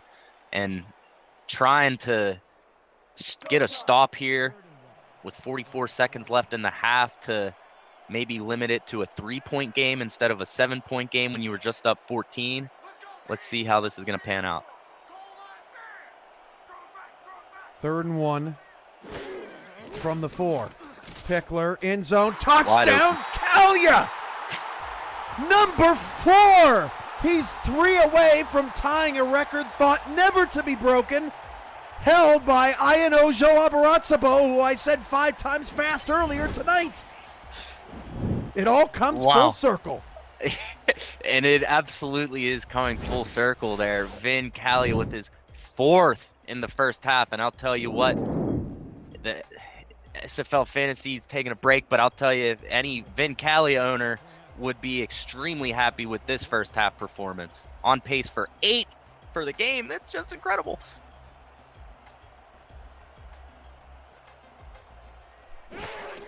JT Delaney comes on. I put it up there already. Sue me, 28-21. Delaney puts London up by 7. And Fort Worth's got to be in shock. Yeah. They were just not even 4 minutes ago, Cam. They were just up 14 points, and now they're looking to be down 7. And we've seen third quarter breakdowns from teams on Impact Monday, but Fort Worth, I wouldn't even say it's a breakdown. Their defense just not able to contain London here in the second quarter. This will make 7 of the last 8 drives of the half less than 49 seconds. We have seen 3 touchdowns by London since 4:13 to go in the second quarter. Wow. When it was 21-7. That's incredible. Back-to-back picks from Dunhill, so they'll just hand it off to Bacon, who loses 3. London protecting Queensway as they do really well over the last 13 months. And I think we finally may get us to the half here. Yeah, and if I'm Fort Worth, I'm just going to cut my losses here in this first half and try to regroup at halftime and come out into the second half and kind of go back to what was working early in the first quarter. Dunhill's pass is caught. That is Robert Garrett Jr. with the reception. Fort Worth calls a timeout. 3 seconds left. I think they're still outside of field goal range, so see what they, or Hail Mary range rather. So we'll see what they do. And if I'm Marcus Dunhill, I do not want to throw the ball in the vicinity of Anthony Wayo. He has been dominating him in this first half with 3 interceptions. So you gotta be on alert for Wayo moving forward in this game. Hand off Bacon. Hand off Bacon. You're joking. Oh! Bacon past midfield. 40, 30. JC Bacon last play of the half. He scores. Touchdown Fort Worth. Oh, it's insane. Wow, Cam, to tie it up going into halftime. What a run by JZ Bacon. Oh my Lord, this is just unbelievable. What a block. Wow, just have the blocking, and then it's to be able to beat the defenders down the field. Wow, this is unbelievable football that we are all witnessing tonight. Both teams with 3 turnovers. Both teams a combined 538 yards of offense. Fort Worth now nearly as many rushing yards as passing yards. Both teams averaging over 6 yards a play. And if he would have scored the play before, we would have had another drive in this half. But instead, wow, it's 28-28 at the break. Wow. I don't have it. I don't have anything else to say, and we have another full half to go. Oh my goodness! Before we send to Tyler and Curtis, let's get a reset here and take a look at some highlights. Look at those numbers. Look at time of possession. Although that's off, it's 7:19 for London, and it would be about 14 minutes for Fort Worth, but still doubling up the Knights. Yeah, for London to be doubled in time of possession and to be at halftime in a tie ball game is something that shouldn't actually make sense. But the fact that they're hitting these deep shots, just Vin Calia is on another level tonight. We've seen 5 or 6 interceptions. We've seen all these touchdowns. First quarter was only 7-7, putting up 42 points in that second quarter. Wow, just 28-28. The over is almost hitting the first half. Cam, what a great game that we're watching here. It's been an incredible first half of play. Fort Worth 28, London 28. We'll get you to Tyler Falk and Chris Curtis back in SFL Studios for the APM Music Halftime Report. Coming up around the corner, Paul and I will go try and find our wits about us and figure out how to call this second half. 28-28, Impact Monday. We're all tied up. Be right back.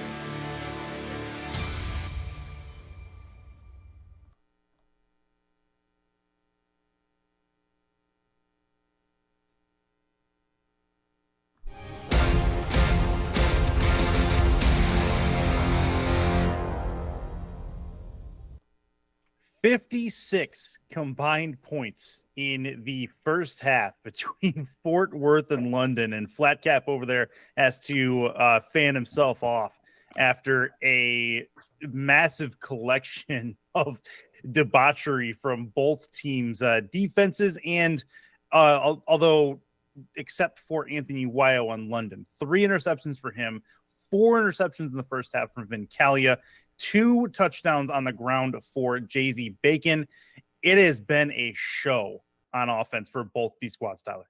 Oh my goodness. The first quarter, not a whole lot of happening. Lots of great defense to start off the game. All of a sudden, offense starts ticking. All of a sudden, Jay-Z Bacon starts sizzling, and all of a sudden, he's smoking on the last play of the ball game. It was London all sandwiched in between there. Anthony Wayo coming up with interception after interception. Eddie Gage put in a good comment here to us broadcasters, but it seemed like both London and Fort Worth ran the same exact offensive defensive plays on the last 2 interceptions, according to Eddie Gage. But oh my goodness, like 20, 28, 35 points in the last, 5 minutes of the second quarter. Just insane. Yeah, pardon me for fanning myself, but and oh my gosh, I can't go without mentioning Vincalia in the back corner of the end zone. You're not going to see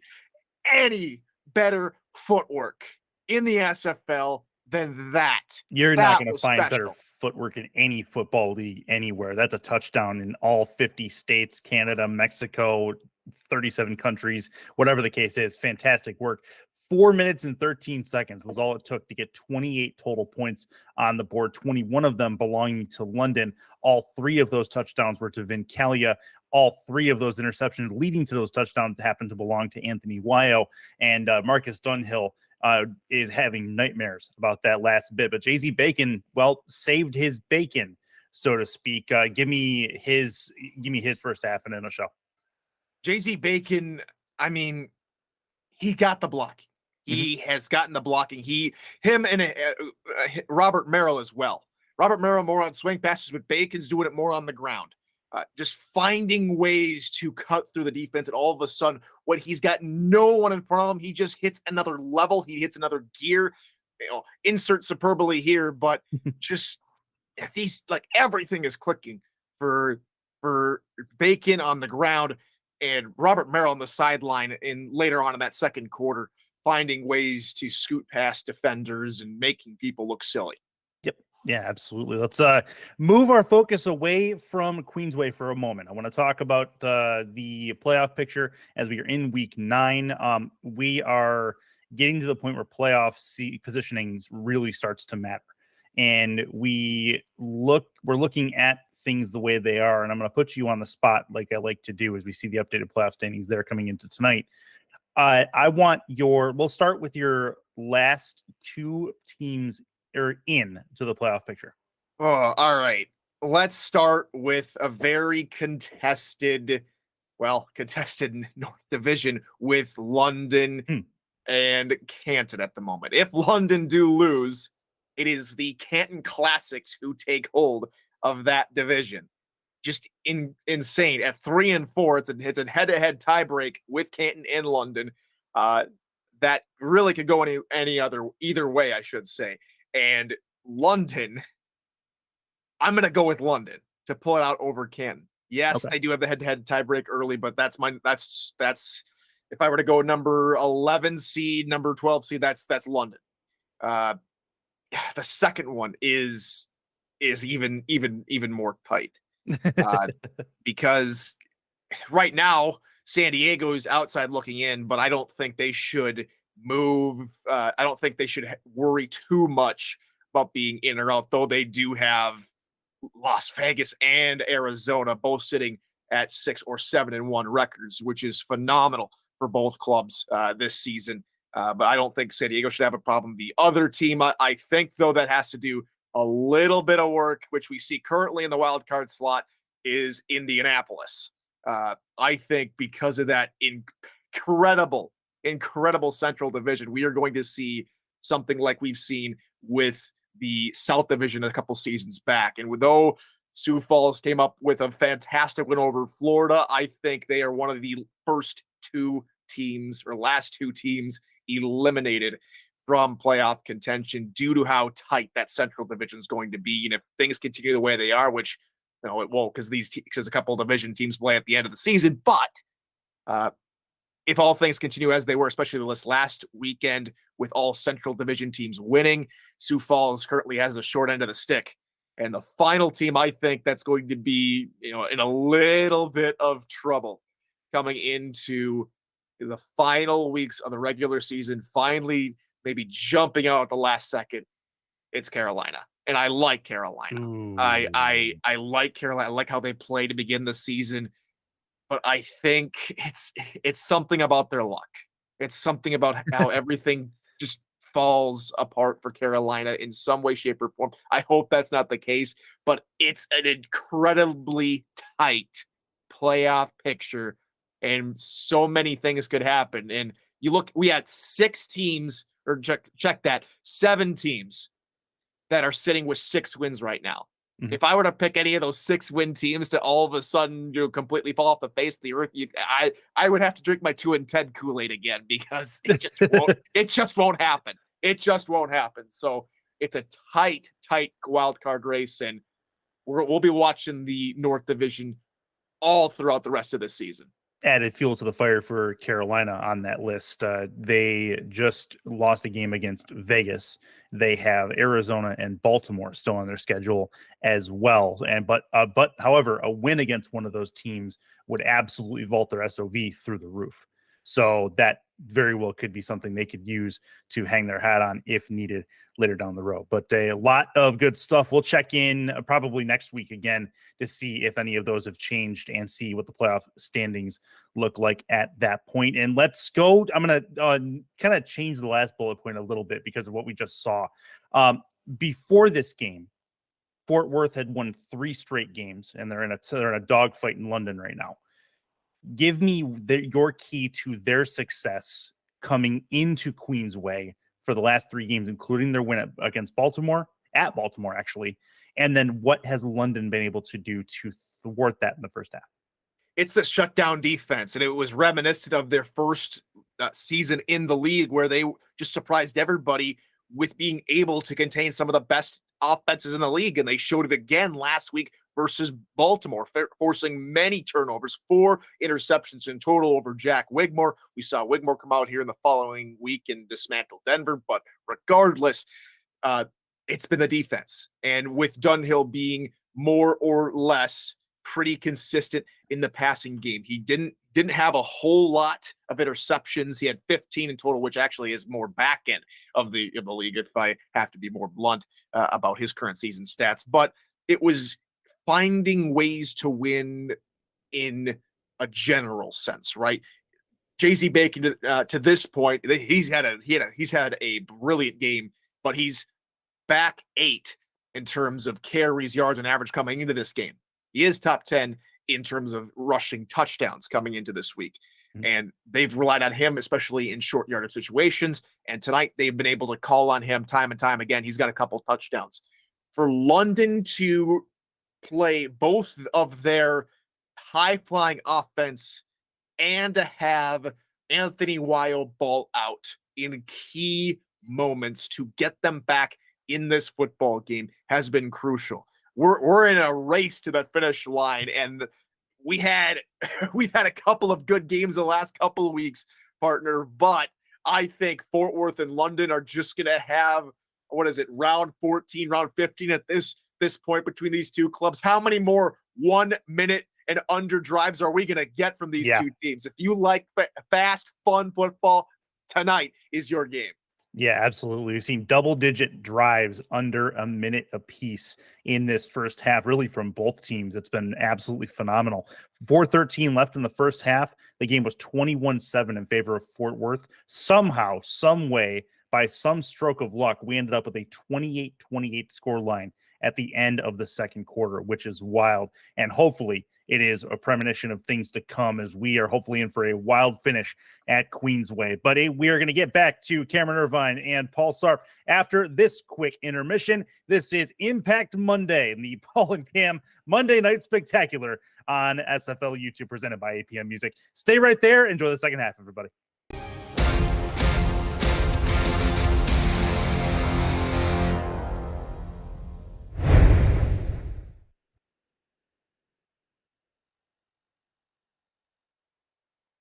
Presentation of the Simulation Football League is intended for the private use of our audience. Any rebroadcast, retransmission, or account of the game without the express written consent of the league office is prohibited.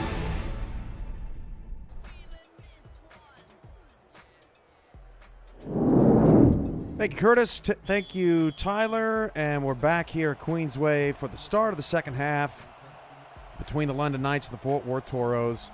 Mon Simeon, Ron Haynes on stats. We are all tied at 28, and we are all worn out by what these teams put us through in the first half.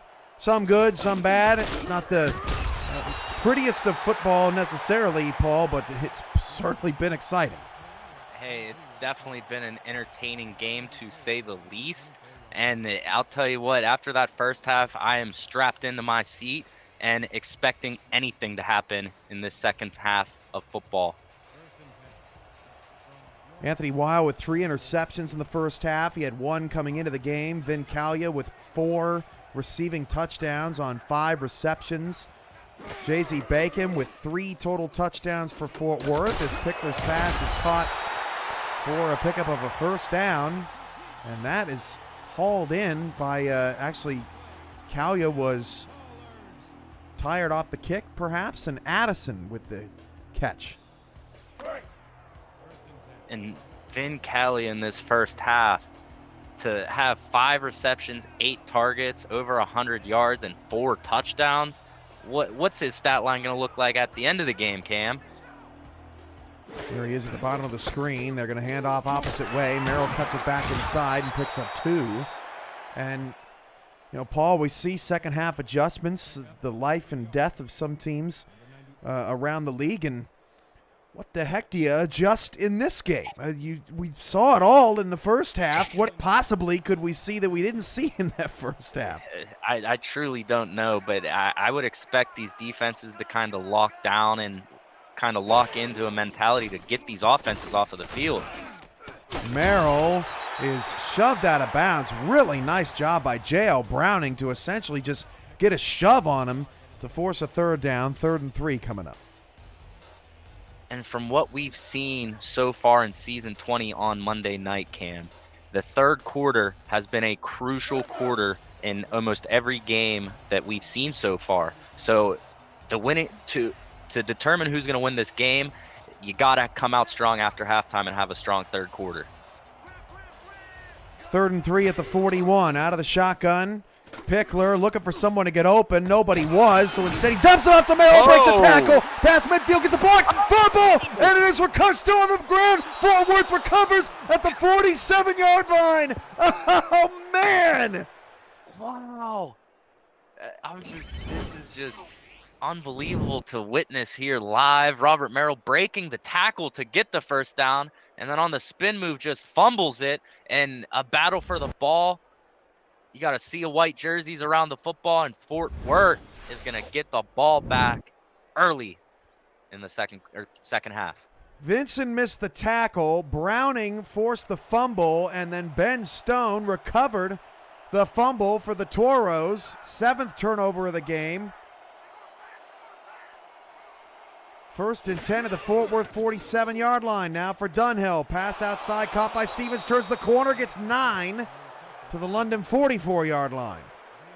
I think he stepped out just short of the first down. He made the move to possibly get the first down, but just couldn't keep that foot in bounds. But we're going to see a 2nd and short here for Fort Worth, and looking to, again, control the game like they did all in the first half and just take their offensive approach slow and steady.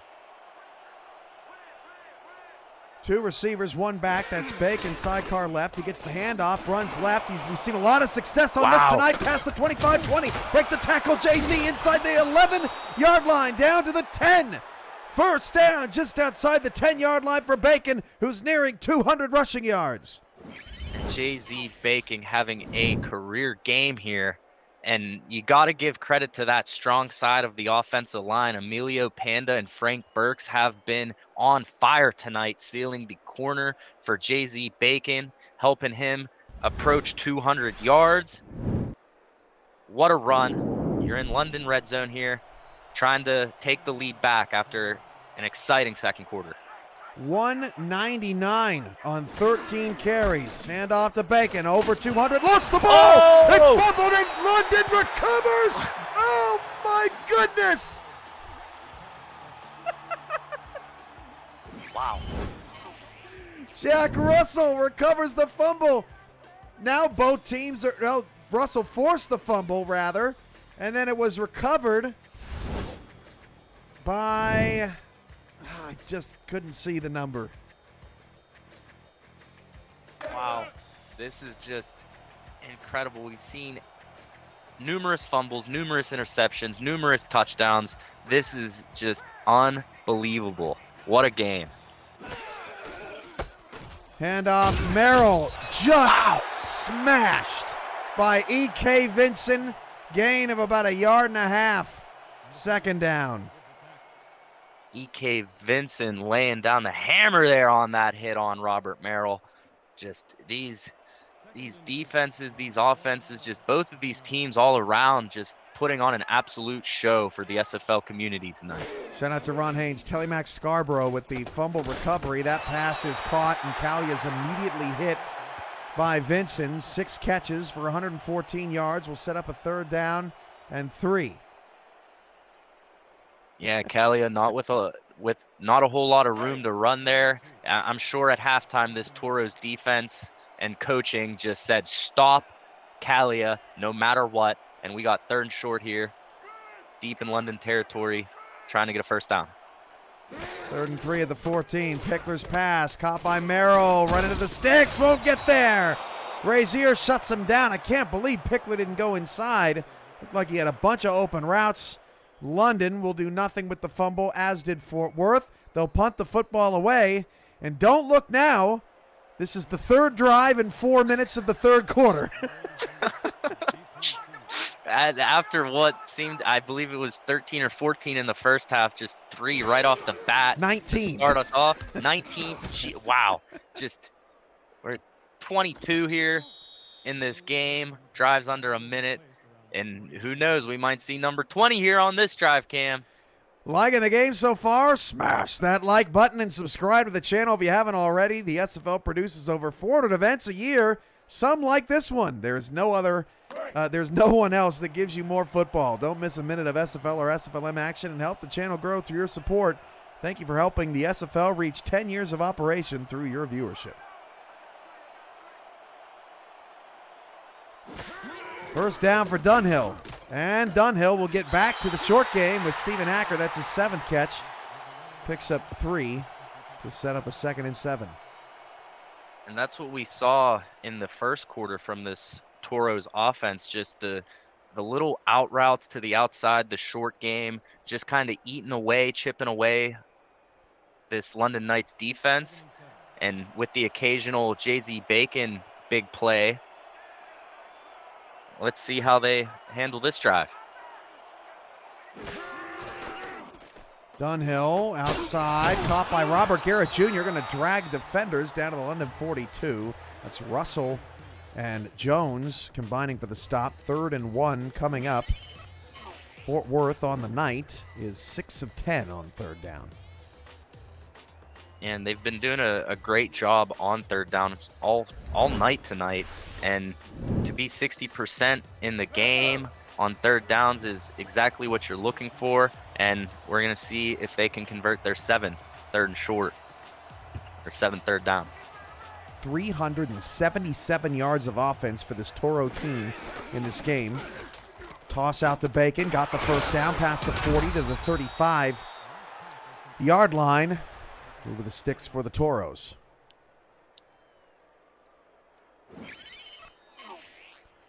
Coming into this season. Go ahead, Paul. Coming into this season, Jay-Z Bacon, only in his 3rd season, all time has 24 receptions for 76 yards. And this game alone, just with all these routes, he has 7 receptions for 21 yards. London giving up 462 yards per game this season. That's worst in the SFL, as Aaron Alexander with the catch picks up 8. Aaron's got his first catch of the night, so that's now 7 different targets for Dunhill with a reception.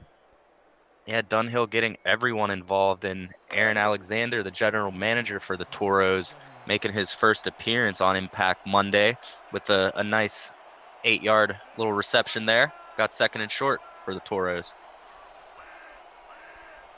2nd and 2 with a 27 handoff to Alexander. Back-to-back plays to AA. Gets another first down to the London 24. 5 minutes to go in the third. And the Toros going back to that slow and methodical approach. We finally see a drive over a minute for the first time in a while, Cam, and just working their way down the field here. Bacon off the right side. Nobody touched him. Touchdown, Toros. J.C. Bacon with his third on the game.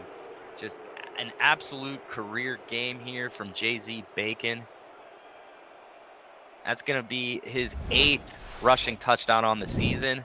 He had a receiving touchdown earlier in the game, and he is helping this Toros team tremendously tonight. I think there's a help wanted sign in the window of London's defensive unit tonight. They've given up 419 yards halfway through the third quarter, and Fort Worth has managed to pull themselves together after giving up 21 straight points in the second quarter. They trailed 28-21, and the Toros have now scored the last 14, 35-28. In London, all season long, the defense has been the issue, allowing 462 yards a game, which is worst in the league. And Fort Worth has just been taking advantage of this defense all night long. 230 yards on 15 carries, 3 touchdowns for Bacon, also has a receiving touchdown. So you have 9 touchdowns in this game.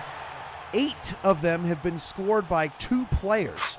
J.Z. Bacon and Vin Callia going back and forth. This is their time to shine tonight. Yeah, it's the Callia versus Bacon battle of the century here tonight on Impact Monday, and both of these guys have just playing on another level tonight, and just is it an absolute sight to see. 2-minute 14-second drive there for Fort Worth on the last one. That pass is caught by Talon Steele for a first down to the 43-yard line. That was Pickler's 26th pass. Even though it feels like we really haven't seen a whole lot of London's offense, they put in plenty of work themselves. And a great throw, great catch to Talon Steele there. You have the defender on you, you know you're going to get hit.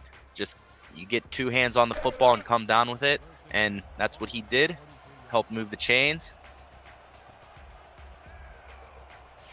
Ben Stone leads the defense with 4 solo tackles and a fumble recovery as Merrill gets the reception outside to pick up 6. That's his 10th grab of the night for 83 yards. Damon Simeon and Ron Haynes in our stat truck all over it. Perfection, gentlemen. 2nd and 4.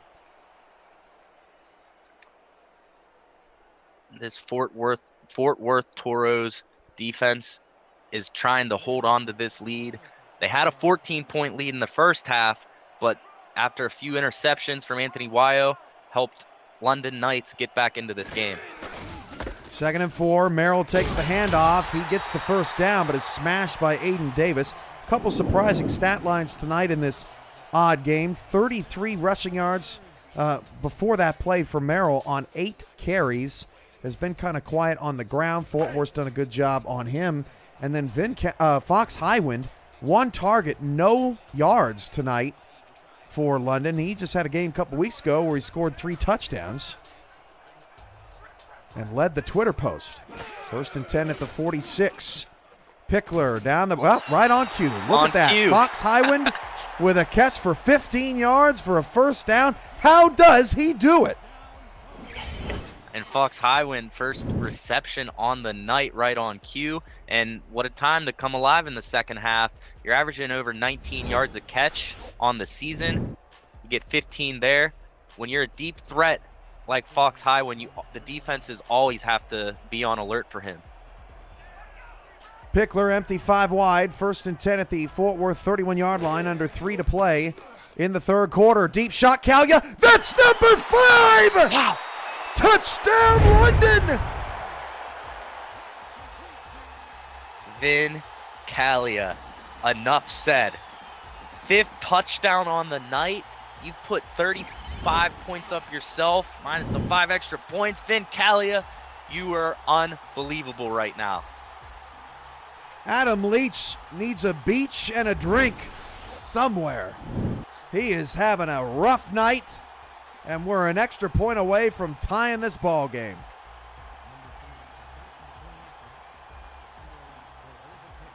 We only need 2 more from Kalia here, Cam, to make history tonight in season 20 of SFL. This is unreal. A record never thought to even have a chance of being broken. It happened in the Minneapolis Mauler days of season 4 when they had the all-pass offense before the rules were instituted that you had to have at least 25% run plays. And Vin Kalia, with 149 yards and 7 catches, 5 touchdowns, is now 2 away from tying that ridiculous mark for Mayanojo Abaratsabo, and it's just a sensational performance from Vin and Johnny, who's been throwing those passes all night long. Johnny's QBR now up to 108.6, 23 of 30, 307 yards, and all 5 touchdowns to Vin. And I know Vin Kalia, we've been showing him all the love, but as you mentioned, you can't forget about the guy throwing them. We've seen Johnny Pickler throw some absolute dimes tonight, and after a slow start, finally with his 5th touchdown on the game. Flip outside to Bacon. Bacon makes 1 miss, and then Russell puts him down. A 4-yard pickup. There's the updated quarterback comparison. All of Dunhill's mistakes seemingly coming right at the end of that first half. Otherwise, he's been brilliant. And Anthony Wyo has been the kryptonite for Dunhill, and to be able to intercept a top 5 quarterback in the league 3 times is impressive feat alone. 2nd and 6, handoff to Bacon, and Bacon is put down. He'll push ahead for 1. The all-time SFL leader in touchdown receptions, DR Sim, his career high is 4 in a game, so Vin's already topped that mark. 3rd and 5 coming up for Fort Worth. And to be able to say that you scored more touchdowns in a game than the best receiver in the SFL, that's something in itself as well. Bacon, a lot of space. Oh, Bacon spins past Blackman. He is putting on a show tonight. I didn't think he was going to get out of that one.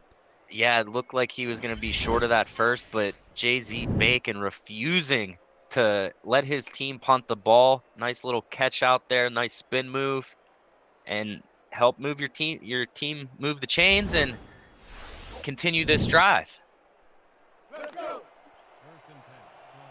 I don't know what Blackman saw on that sideline, but he was certainly excited about getting there. Totally forgot about Jay-Z. 1st and 10 at the 37. 1:20 to go in the 3rd quarter. Dunhill, 3-step drop, clean pocket, and nearly picked. Looking for Hacker. Scarborough and company on the coverage. London's done a nice job adjusting to Hacker down the field. That's now 13 targets for Hack, but just 7 catches. And all night long, we've seen Steven Hacker dominate those short route game and the short out routes. You got 2nd and 10 here. I wouldn't be surprised to see Dunhill target Hacker here. Dunhill out to Hacker, picks up 4, so 3rd and 6 upcoming. Hey, don't leave the broadcast without joining our Discord server. There's so much more to do in the SFL than just being a player. Join to check out content for teams and about the league created by the community. Participate in pick'em games, play SFL Fantasy Football, and test your skills in the Survivor Pool. Join our server. Visit simulationfl.net and click on the Discord icon on the menu. The SFL community, over 2,000 strong. We'll see you there. 3rd and 6, crowd on their feet, chanting defense. Under a minute to go in the 3rd. Dunhill back to pass, fires down the field, tipped up in the air, and incomplete. And for the first time in a long time, we'll see a punt. And that is just a great stop from this London defense, who hasn't been able to stop really anything all season, and to be able to get the ball back with a chance to drive down the field and take the lead. You have Johnny Pickler, who's playing great. Vin Calia, 5 touchdowns. This is exactly what the Knights needed from their defense on this drive. Coming after this one and can't get the block. Weary on the return from the 25-yard line and put down the 27. That's the only thing we haven't seen tonight. Block punt. Seen just about everything else. One brave soul took London in the survivor pool this week, Paul. That was Eddie Gage. He also took Houston, which hit earlier this week. Not too many people still left in that pool. Coming down to the wire. Finally winding down, and after a exciting season, we've seen people drop off early in the survivor pool, and Eddie Gage putting all his faith in London tonight. Let's see if that's going to pay off. Pass to Highwind. Top for a gain of 6. Set up 2nd down and 4.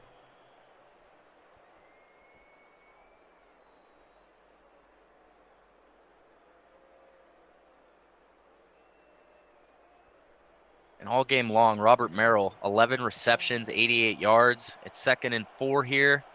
Merrill's not on the field, so Johnny Pickler's going to have to look elsewhere for his safety blanket. Pickler on 2nd down, just got that one off. And it's hauled in and complete to big number 86, tight end Sam Lockhart. Pickler spreading the love, moves the chains once more. Getting everybody involved in this offense, and when you're the #1 offense in the SFL, that's how it gets done. You got to get everyone involved. And congrats, Johnny Pickler. He's hit 25,000 career yards, hasn't he? I believe he has. He needed 252. He is 320. well over that. Congratulations, Johnny Pickler, the 14th quarterback in SFL history to reach 25,000 yards. Number 14 for number 14 himself. Merrill lost 3. It'll be 2nd and 13 when we come back. End of the 3rd. Fort Worth 35, London 35. If you leave now, you're just plain dumb.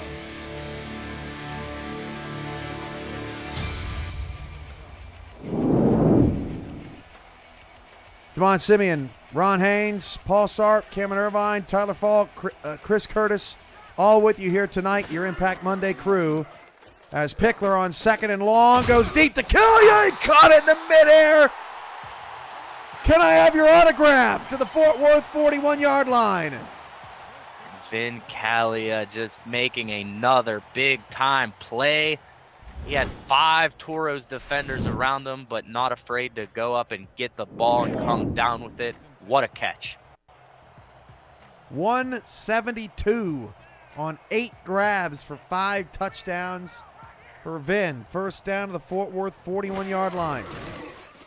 Pickler out to Merrill. Past the 40, spins away. First down to the 31.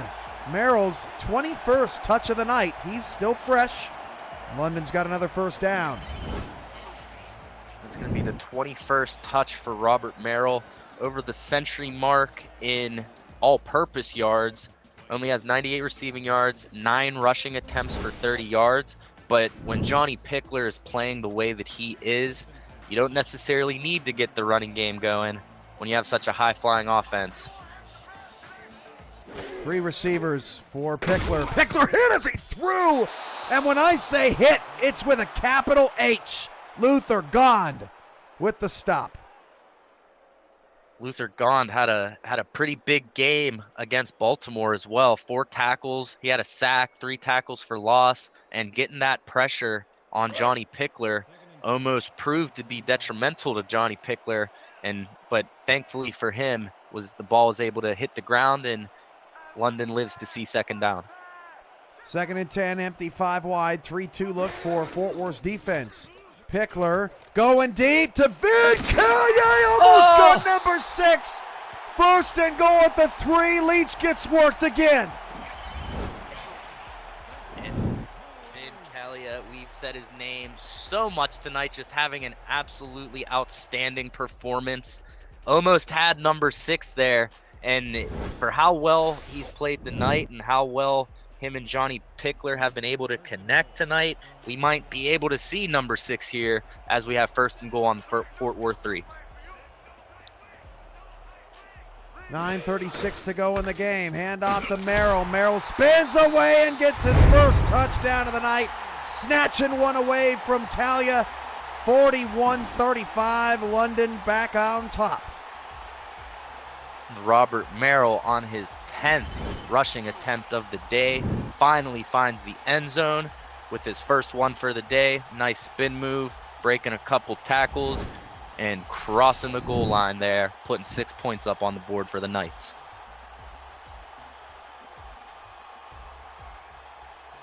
Extra point coming for JT Delaney. And by 3 seconds, London fails to make that their longest drive of the night. 2 minutes and 13 seconds, an 8-play, 74-yard drive for London. 42-35, 9:34 left.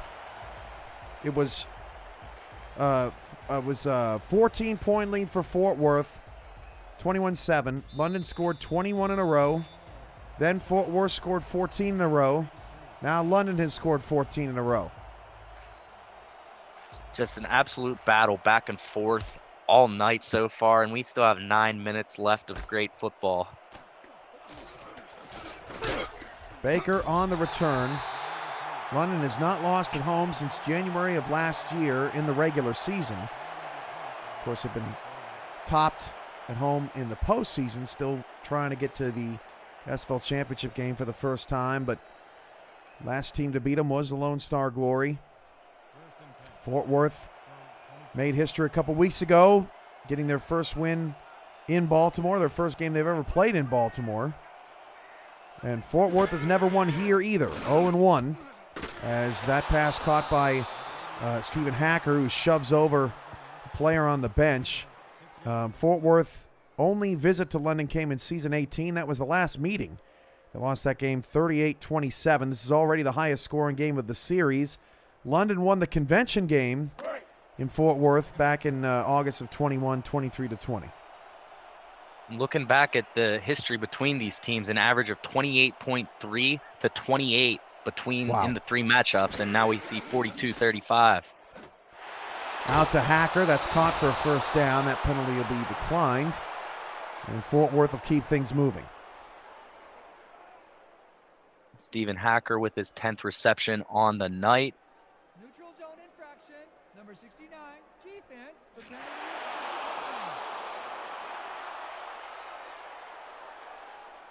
Most points scored on the road in franchise history for Fort Worth is 45. That's within reach. London's record 59. That came in the Reggie Streeter record-setting game against the New Orleans Pharaohs back on August 25th of 2019. Handoff on first down to Bacon, and those rushing lanes on those plays where Bacon, starts inside, tries to cut it outside, they've really been closed up here in the second half. Yeah, that was Bacon's bread and butter all game so far, just breaking it out to the outside, letting the blocks develop. And this London Knights defense has adjusted here in the fourth quarter and has stopped that. Dunhill's pass is nearly jumped as they are now getting after the flats. Stevens and Hacker, pass incomplete, will set up one of the longest third downs of the night for Fort Worth. 8 of 13 on third down. Coming into the game, Dunhill, 300-some yards away from 30,000. He's now at 228. Stephen Hacker also only needs 16 yards to reach 10,000 in his career as well. Dunhill's pass is incomplete. 4th and 9. Stopped. Tony Roberto has been excellent against the pass this season. His second deflection for London. Fort Worth will have to punt. It's getting dicey. Yeah, and just an unfortunate result there for Fort Worth, giving the ball back to the London Knights offense. Fort Worth, if you just got to put your faith into the defensive unit and know that they're going to go out and try to get a stop for you and get the ball back and give you an opportunity to tie the game. From the 30, Weary makes one man miss, gets to the 35. Note on Robert Merrill, one of the most Swiss Army knife players to ever play in this league. He got to 7,500 career receiving yards. He needed 90 rushing yards tonight to get 6,000 rushing yards, and I believe that would make him the first player ever with 6,000 receiving and rushing yards, as Pickler will fire it outside to Kalia for a first down. He's got thousands of yards tonight, too. Kalia running into Emmanuel Blackman on the sidelines, just with his 10th reception on the night, 211 yards with 5 touchdowns. That's a video game stat line, Cam. How ironic. First and 10, 8:06 to go in the fourth. 3 in the backfield. 8 in the box for the Toros. They kind of back off. Robert Merrill made a man miss, and Merrill dragging defenders for 5 to the Fort Worth 48-yard line. And Robert Merrill, typically an elusive back, putting his foot in the ground and putting the shoulder down, fighting for those 5 yards. An incredibly hard-fought 5 yards there for Merrill. 2nd and 5 at the 48. Pickler fires it outside to Merrill, and Merrill is near a first down, 3rd and 1. I can confirm Robert Merrill, if he can get to 90 rushing yards tonight, which right now he's 57 away, would become the first player in SFL history with 6,000 rushing and receiving yards. The closest player to that is BDG Hollywood. He has 5,787 receiving yards as of tonight. So Robert Merrill could do something that no one has ever done if he can bust out a big run. 3rd and 1 at the Fort Worth 45. They flip it out to him here. He breaks the tackle and gets another first down. And now all of a sudden it's London slowing the pace down, playing Fort Worth's game right back at him. Yeah, and after we've seen a lot of short drives but big plays from London, they finally have a 7-point lead late in the 4th quarter and just trying to slow their offensive style down and try and take some time off of this clock. Pickler again out to Merrill. And Merrill getting a little tired as Vincent makes the tackle for a stop of just 1. And if you're Fort Worth, this is the gut check time here. You can't let him into field goal range and let him up 2 scores. Yeah, definitely a big drive here for this Toros defense. You only got 2 more stops you need to possibly get the ball back. Let's see how they're going to react to this play call from London. Receivers are on the inside here. Slants for Pickler, and he's going to be sacked. Loss of 4. Sacked by Jerry D. Gond. Gond is having an impressive evening. We'll set up a 3rd and long. London is 0 for 2 on 3rd down this half. And that's going to be the Toros' first sack of the night, and what a time to get it, to take them. They weren't necessarily in field goal range, but to make it a little harder and 3rd and 13 for them, what a time to get the first sack of the game for the Toros. 2 for 8 in the game. 3rd and 13, 5:25 to go. Slants from Pickler. Pickler, wacky looking throw, and the pass is incomplete because no one was open. So Fort Worth gets to the money down, and they get off the field and give Marcus Dunhill one more shot at it. And the London Knights were trying to make it a 2-possession game, but unfortunately for them, were not able to convert that 3rd and 13.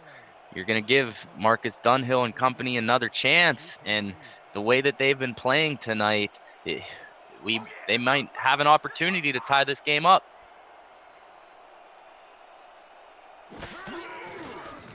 Low snap, but the punt is away. Can they pin him inside the 10? Looking good so far. Oh, nice bounce. And sliding in to make the play at the 8 will put Fort Worth in a precarious position, but they have thrived in this before. An 11-play, 91-yard drive and a 13-play, 89-yard drive in the first half for the Toros helped get them 14 points on the board. Yeah, we saw earlier twice now, 2 drives, close to 90 yards, and 5 minutes left. If they can eat up a lot of time and put points up, that is exactly what they want to do. Dunhill's pass is incomplete, looking for Baker. Fort Worth's offense, 139 yards in the second half. They had 309 in the first half, and the yardage now is essentially dead even. So are the turnovers. Yards per play still sitting above 6 for both teams. More rushing yards now for Fort Worth than passing yards, which does not bode well for them down 7 with 5 to play. Hand off Bacon.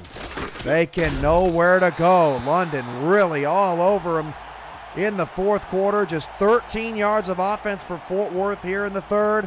3rd and 9.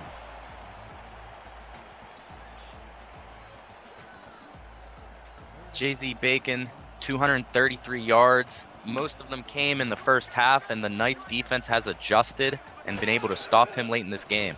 Dunhill play fake, has to get rid of it. He does. The pass is caught for, oh, they marked him short. Oh. That is a crime against humanity, and they have to challenge. Remember, they do have a bonus challenge after winning 2 in the first half. Yeah, that definitely looked like he had a first down. Not sure where the 4th down is being called there. It's a whole yard ahead of the sticks. I would expect to see the 3rd challenge of the night. Are they going for this? At their own 18-yard line? Wow. Instead of challenging, they're going for it at their own 18. Dunhill's going to throw. It is caught for a first down to the 23-yard line by Cade Stevens, and now they go no huddle. Oh, my gosh. If they didn't get that, that would have been detrimental call from the coach there. Flip out to Bacon. Nice one-handed move for good measure. Picks up 2. Fort Worth flexible out of this formation. 4:10 to go. No need to panic. Dunhill going to throw again. Out to Stevens. He's got a lane. Picks up 5. Now it's 3rd and 3. Trying to catch this Knights defense off guard by speeding up here on this drive. Ball at the 30. Dunhill throwing again to Stevens. Caught. First down. He's been open this whole drive to the 36-yard line.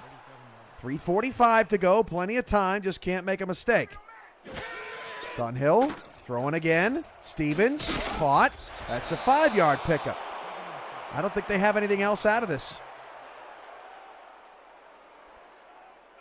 3.5 to go. Dunhill, Stevens again. He is forced out of bounds. And that'll set up a 3rd and 2 at the 45. Considering they started on their 8-yard line and had to convert a very questionable 4th down spot, Fort Worth's doing pretty good on this drive.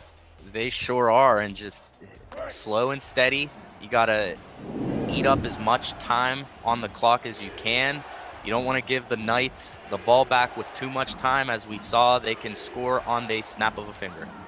36 of 51 for Dunhill. Same play, and it's caught by Stevens for a first down to midfield, and just like that, Cade Stevens is up to 9 receptions on 13 targets after he was so quiet early, 1st and 10 at midfield. Yeah, having an impressive drive here and in this fourth quarter in general.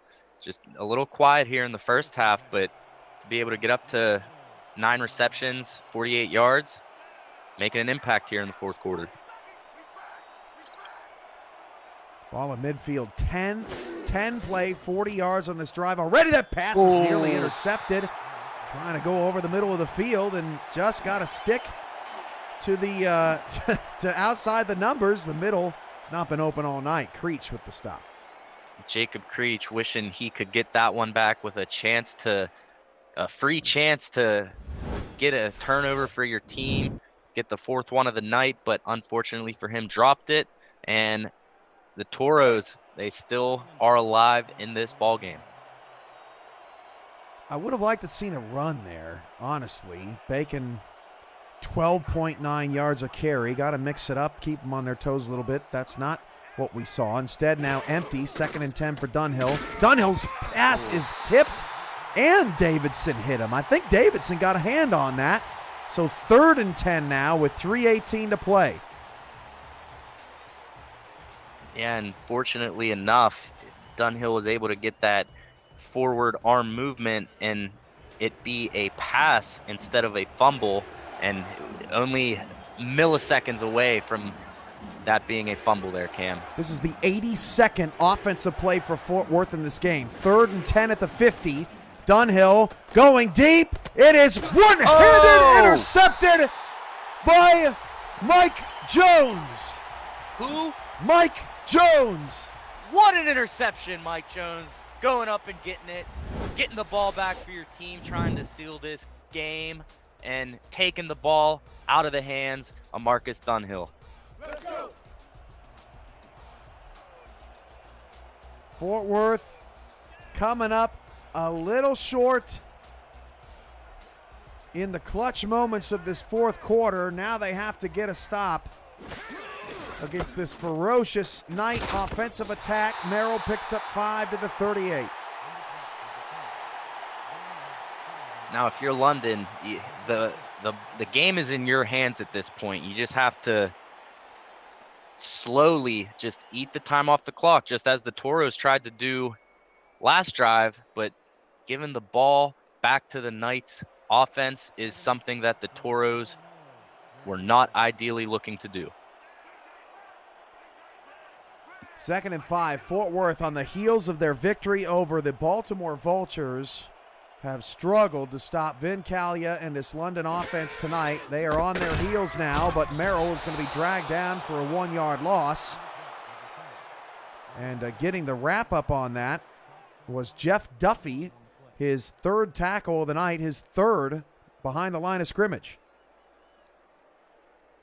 And we saw this just 2 drives ago. 3rd down for this Toros defense. They were able to get the ball back, but this is probably going to be the biggest 3rd down of the game so far. We'll see it after the 2-minute warning. London 42, Fort Worth 35. An Impact Monday may leave you with a headache and a few stories. 3rd down.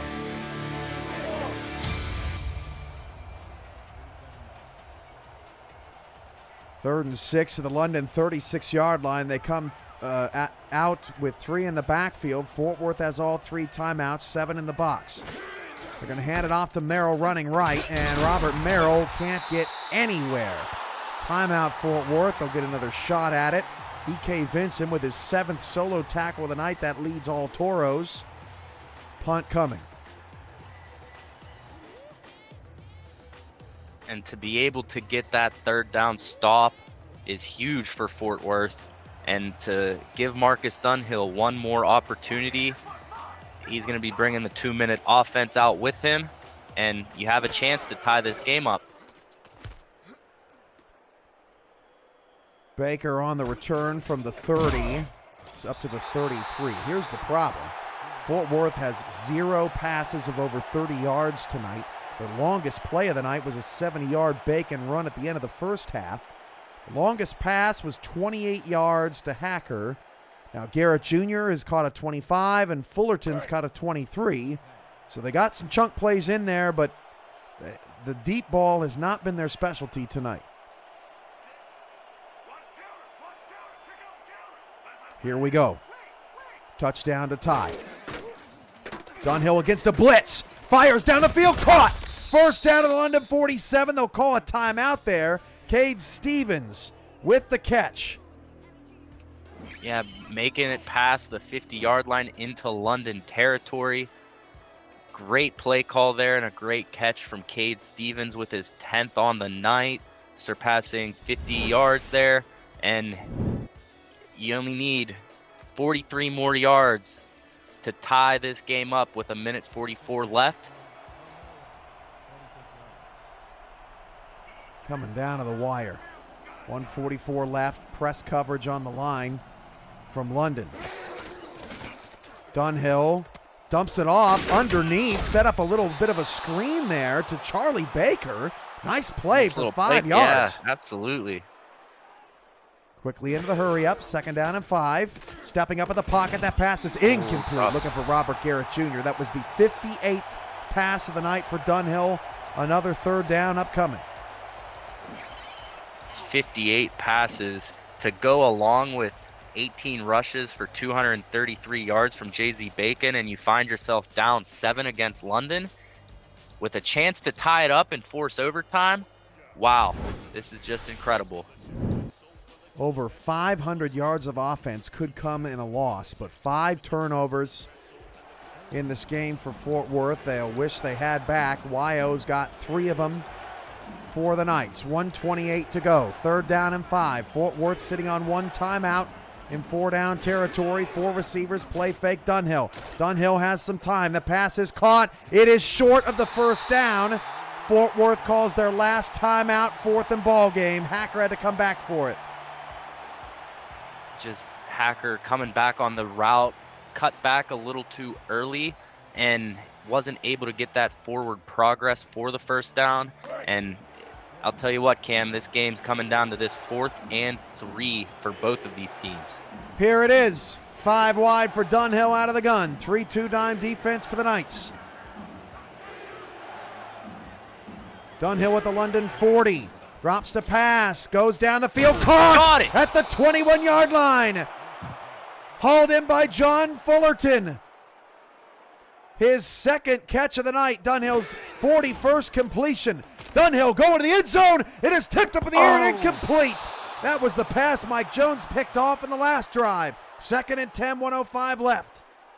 Mike Jones not able to bring that one in after that last interception last drive, but Marcus Dunhill, let's see the ice in the veins and let's see what he can do and see if this Fort Worth Toros team can tie the ball game off. 1:05 to go. No timeouts for Fort Worth. London still has all 3. 3 to the top of the screen for the Toros. Slants, pass, Hacker caught just shy of the 1st down. Challenging spot, 3rd and inches at the 12, 55 seconds to go. Dunhill going to throw again. Dunhill looking for somebody to get open. Caught, touchdown! Charlie Baker! An extra point away from another tie in this one. What an absolutely thrilling ball game being performed by both of these teams. The Toros refusing to go home. 1 extra point away from a 42-42 ball game. Let's see if the Toros can convert this, and let's see how London's going to respond with 48 seconds left on the clock. That puts Dunhill 16 yards away from 30,000.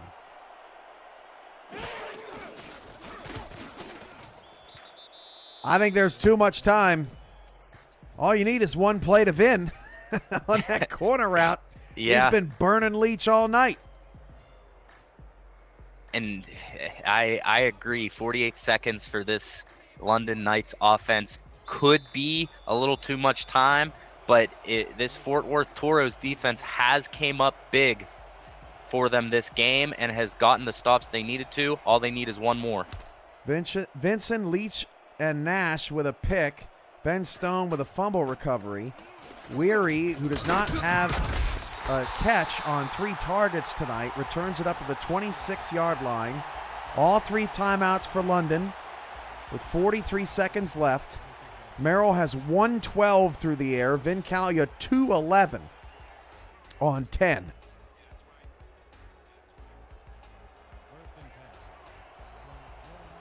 What else can we see tonight? 4 wide, Merrill sidecar left. Merrill going to change the play. Fort Worth out of the dime. Merrill throws outside, caught by Highwind. That looked like a hot out route to Fox, stops the clock after a gain of 7. And I think Fox Highwind is going to be the receiver to look out for on this drive, because this Toros defense might be shifting focus to Vincalia, forcing a double team, and in turn might allow Highwind to get open on a single coverage. So let's see here on 2nd and 3. 39 seconds left, bunch left. Pickler going deep, and Adam Leach nearly picked it off. Looking for Kalia, but Fort Worth had him double-teamed. Third down for London. They're 0 for 4 in the second half. And what a story that would have been after allowing 5 touchdowns on the night to get an interception in crunch time and make it happen for your team. Just unfortunately for him, he was not able to do that. Pickler to throw. Pickler converts to Fox. Boy. First conversion of the second half on third down. Highwind coming up clutch on London's 17th drive of the ball game. And you're on your own 43 now. You still have 3 timeouts, 32 seconds on the clock. You don't necessarily need to take a big shot here, as you can just gain some yards here, call a timeout.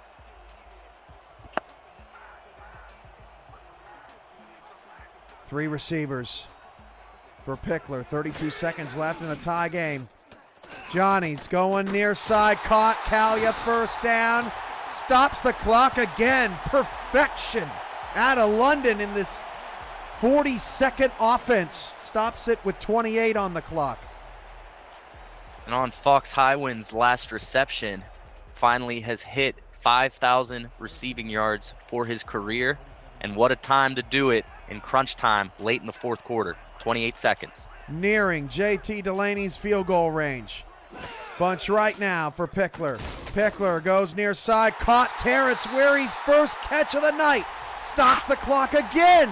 They're at the Fort Worth 37. They're just about 5 yards away. And Johnny Pickler able to find Terrence Weary for his first catch of the game with 24 seconds left, moving the chains. Great time to get your first reception. 4:43 now for Johnny. London's 19 yards away from putting both offenses over 500 yards in this game. 24 seconds left. Pickler going to throw, pump fake, now goes over the middle, wide open. Weary inside the 10. He's going to score! Terrence Weary, welcome to the end zone. How about that pump fake from Johnny Pickler to open up the defense and allowing Terrence Weary to score a touchdown late in this game to take the lead over the Toros 48-42.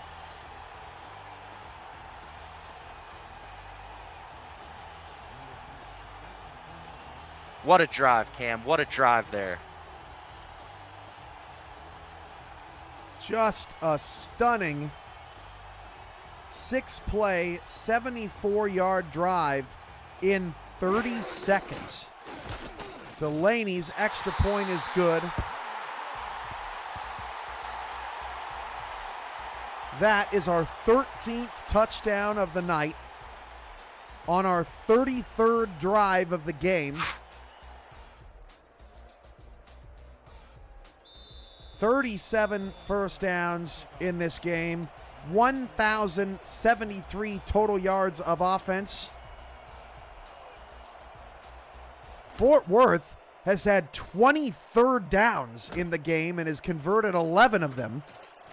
But none of that matters now. All that matters is the Toros have no timeouts. By the way, London did not burn a single timeout on that last drive. How about that? To save all 3 timeouts. And I'll tell you what, Cam, it's just like 2 quarters ago, we were sitting in this same predicament. Fort Worth down 7 with 13 less seconds on the clock. They have a chance or two to make something miraculous happen. What do they got? Johnny Pickler, $5 super chat. R effing house until Hacker dropped it.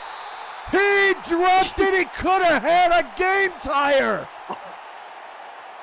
Wow, that was close, Cam. And Hacker, after 13 receptions on the night on 20 targets, just not able to bring that one down. Wow. I'd run it again. They're not gonna, but I'd run. I mean, he had it. That was it. That was the play. Now 8 seconds left. You get tackled in bounds. This is over. Dunhill fires it out to Bacon. That's not the play you want. And the London Knights are going to maintain their position atop the North Division. A sigh of relief for London, who ended up playing their type of game tonight, not Fort Worth's. 49-42. What a thriller. An absolutely incredible game to watch as the super chats come in. Don't count out London. London is ready, says Roberto. And what a game. Just Vin Calia played great. Johnny Pickler played phenomenally after a few early blunders. And for London to be able to win their 16th straight home game just proves that once you go across the Atlantic, that this is London's house, as Johnny Pickler mentioned in the chat, and just a truly phenomenal game. And if it's anything to anyone, this game is getting my bid for the best Impact Monday game of the season. And just wow, Cam, just wow. So what does that do for the London Knights? That takes them to 4-3. That drops Fort Worth to 4-3. That means that Vancouver's going to fall to the 12th spot. Fort Worth falls out of the playoff picture. San Diego is back in. And Fort Worth and Carolina are the first teams on the outside looking in. London goes to 4-3 and will be in the 11th spot of the standings. So San Diego likes that victory for London as the topsy-turvy playoff race continues around the SFL. And that interception from Mike Jones essentially sealed the deal in a sense to give the momentum all to London, but a great play there from Marcus Dunhill to tie the game up, and then for Johnny Pickler to drive down the field in 30 seconds, saving 3 timeouts. It's just it's hard to beat a team that's scoring 49 points, even though you scored 42 yourself. You played a great game, but the London Knights getting it done on Impact Monday. For every team that is trying to get into the playoffs, that helped you. London is in control of a division winner spot anyway. Vin Calia, ridiculous night, 11 catches, 216 yards, and 5 touchdowns. As the SFL world turns, what a game, 49-42. Stick around. Chris Curtis and Tyler Falk have their post-game thoughts and reactions. That's all from Paul and I. Damon Simeon, Ron Haynes, brilliant job on stats tonight, gentlemen. Thank you so much. Now we send it back to SFL Studios for your post-game. Buckle up. More to come.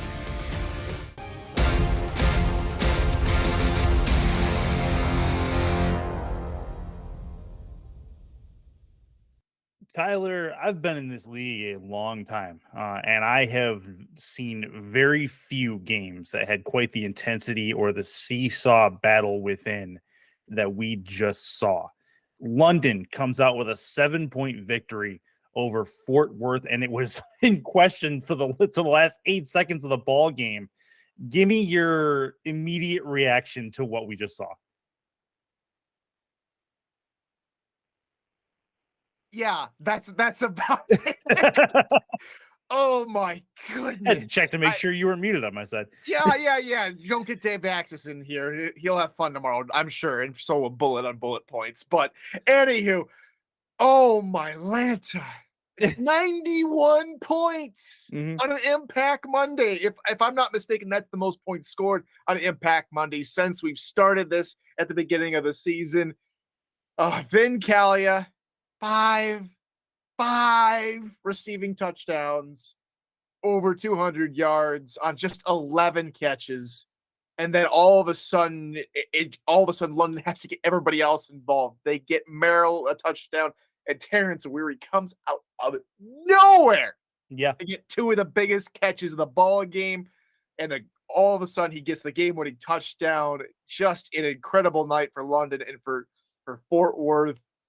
Hold your heads up high, ladies and gents from Fort Worth, because you guys have played an excellent game and have truly demonstrated the type of caliber team that was there to beat Baltimore in Baltimore. You just couldn't do it tonight. Just 8 seconds to go. Hack. He would love to have that one back. And just so heartbreaking for the Toros this weekend. But I hope everyone at home enjoyed that game as much as all of us did. That was something special. Yeah, game of Impact Monday for the season, game of the season in general, I think is in the cards as well. A fun one throughout. And you mentioned Vincalia. He had 1 in the third quarter, 4 in the first half. They quieted him down, but it wasn't enough because Johnny Pickler was able to lean on other receivers. You mentioned him, Terrence Weary had 2 unanswered catches in crunch time, including the game-winning touchdown to help steal it from London. But that's the kind of way London goes. This is what they do when they're at their best. Merrill is running and Pickler is handing out passes like dishes of the soup kitchen. Fantastic work from London. This is what they were doing a season ago when they were successful. Absolutely. I mean, just being able to be this consistent on offense. Yes, the back-to-back triple turnovers didn't help in that first half, but by and large, Fort Worth has been consistent. Fort Worth were able to show it on the last couple drives. It had Hacker caught that corner pass. It would just, again, further expound upon what this team is able to do. And even with the Hacker incompletion, it goes without saying. Yeah. And Marcus Dunhill, pretty efficient himself, had a really nice day. And I mean, against, I think, any other team in any other building, they may have won this game, talking about Fort Worth. And what did London do? Was it just a matter of they had the better weapons in a shootout, or was there something different? Well, it's Queensway, man. London has not lost at home for a long time, right? Yeah. So being able to be comfortable at home, being able to run your game plan, run your style of offense at home, and then try and lock down teams on defense. Of course, not necessarily the case. We know it's a high-flying air show most of the time in London. But I think it was just having the right calls at the right time in the right place to get the job done. That's awesome. And it puts a very stylistic bow on a week 9 slate that was pretty good all the way throughout. Now we look forward. Fort Worth jumps out of the playoff picture. Carolina jumps out of the playoff picture as it sits right now as well. San Diego likes that as they jump in for the time being, but we still have 5 weeks left in this regular season. And so I'll be asking you a few more times who's in and who's out before we are done here. But that gets us into everybody's looking at the playoff standings at this point. We start talking about scenarios. We start talking about clinches. We start talking about teams getting eliminated. It's about that time of season, one of my favorite times of year, hopefully your guys' as well. But that finishes off a fantastic Impact Monday night. London comes up with a 7-point win at home over the Fort Worth Toros. We will see you for week 10 starting Saturday on SFL YouTube. For Tyler Falk, Chris Curtis, and Paul Sarp, Cameron Irvine, we will see you in just a week's time here on the SFL YouTube presented by APM Music. Have a good night, everybody. Have a great week. We'll see you in a few days.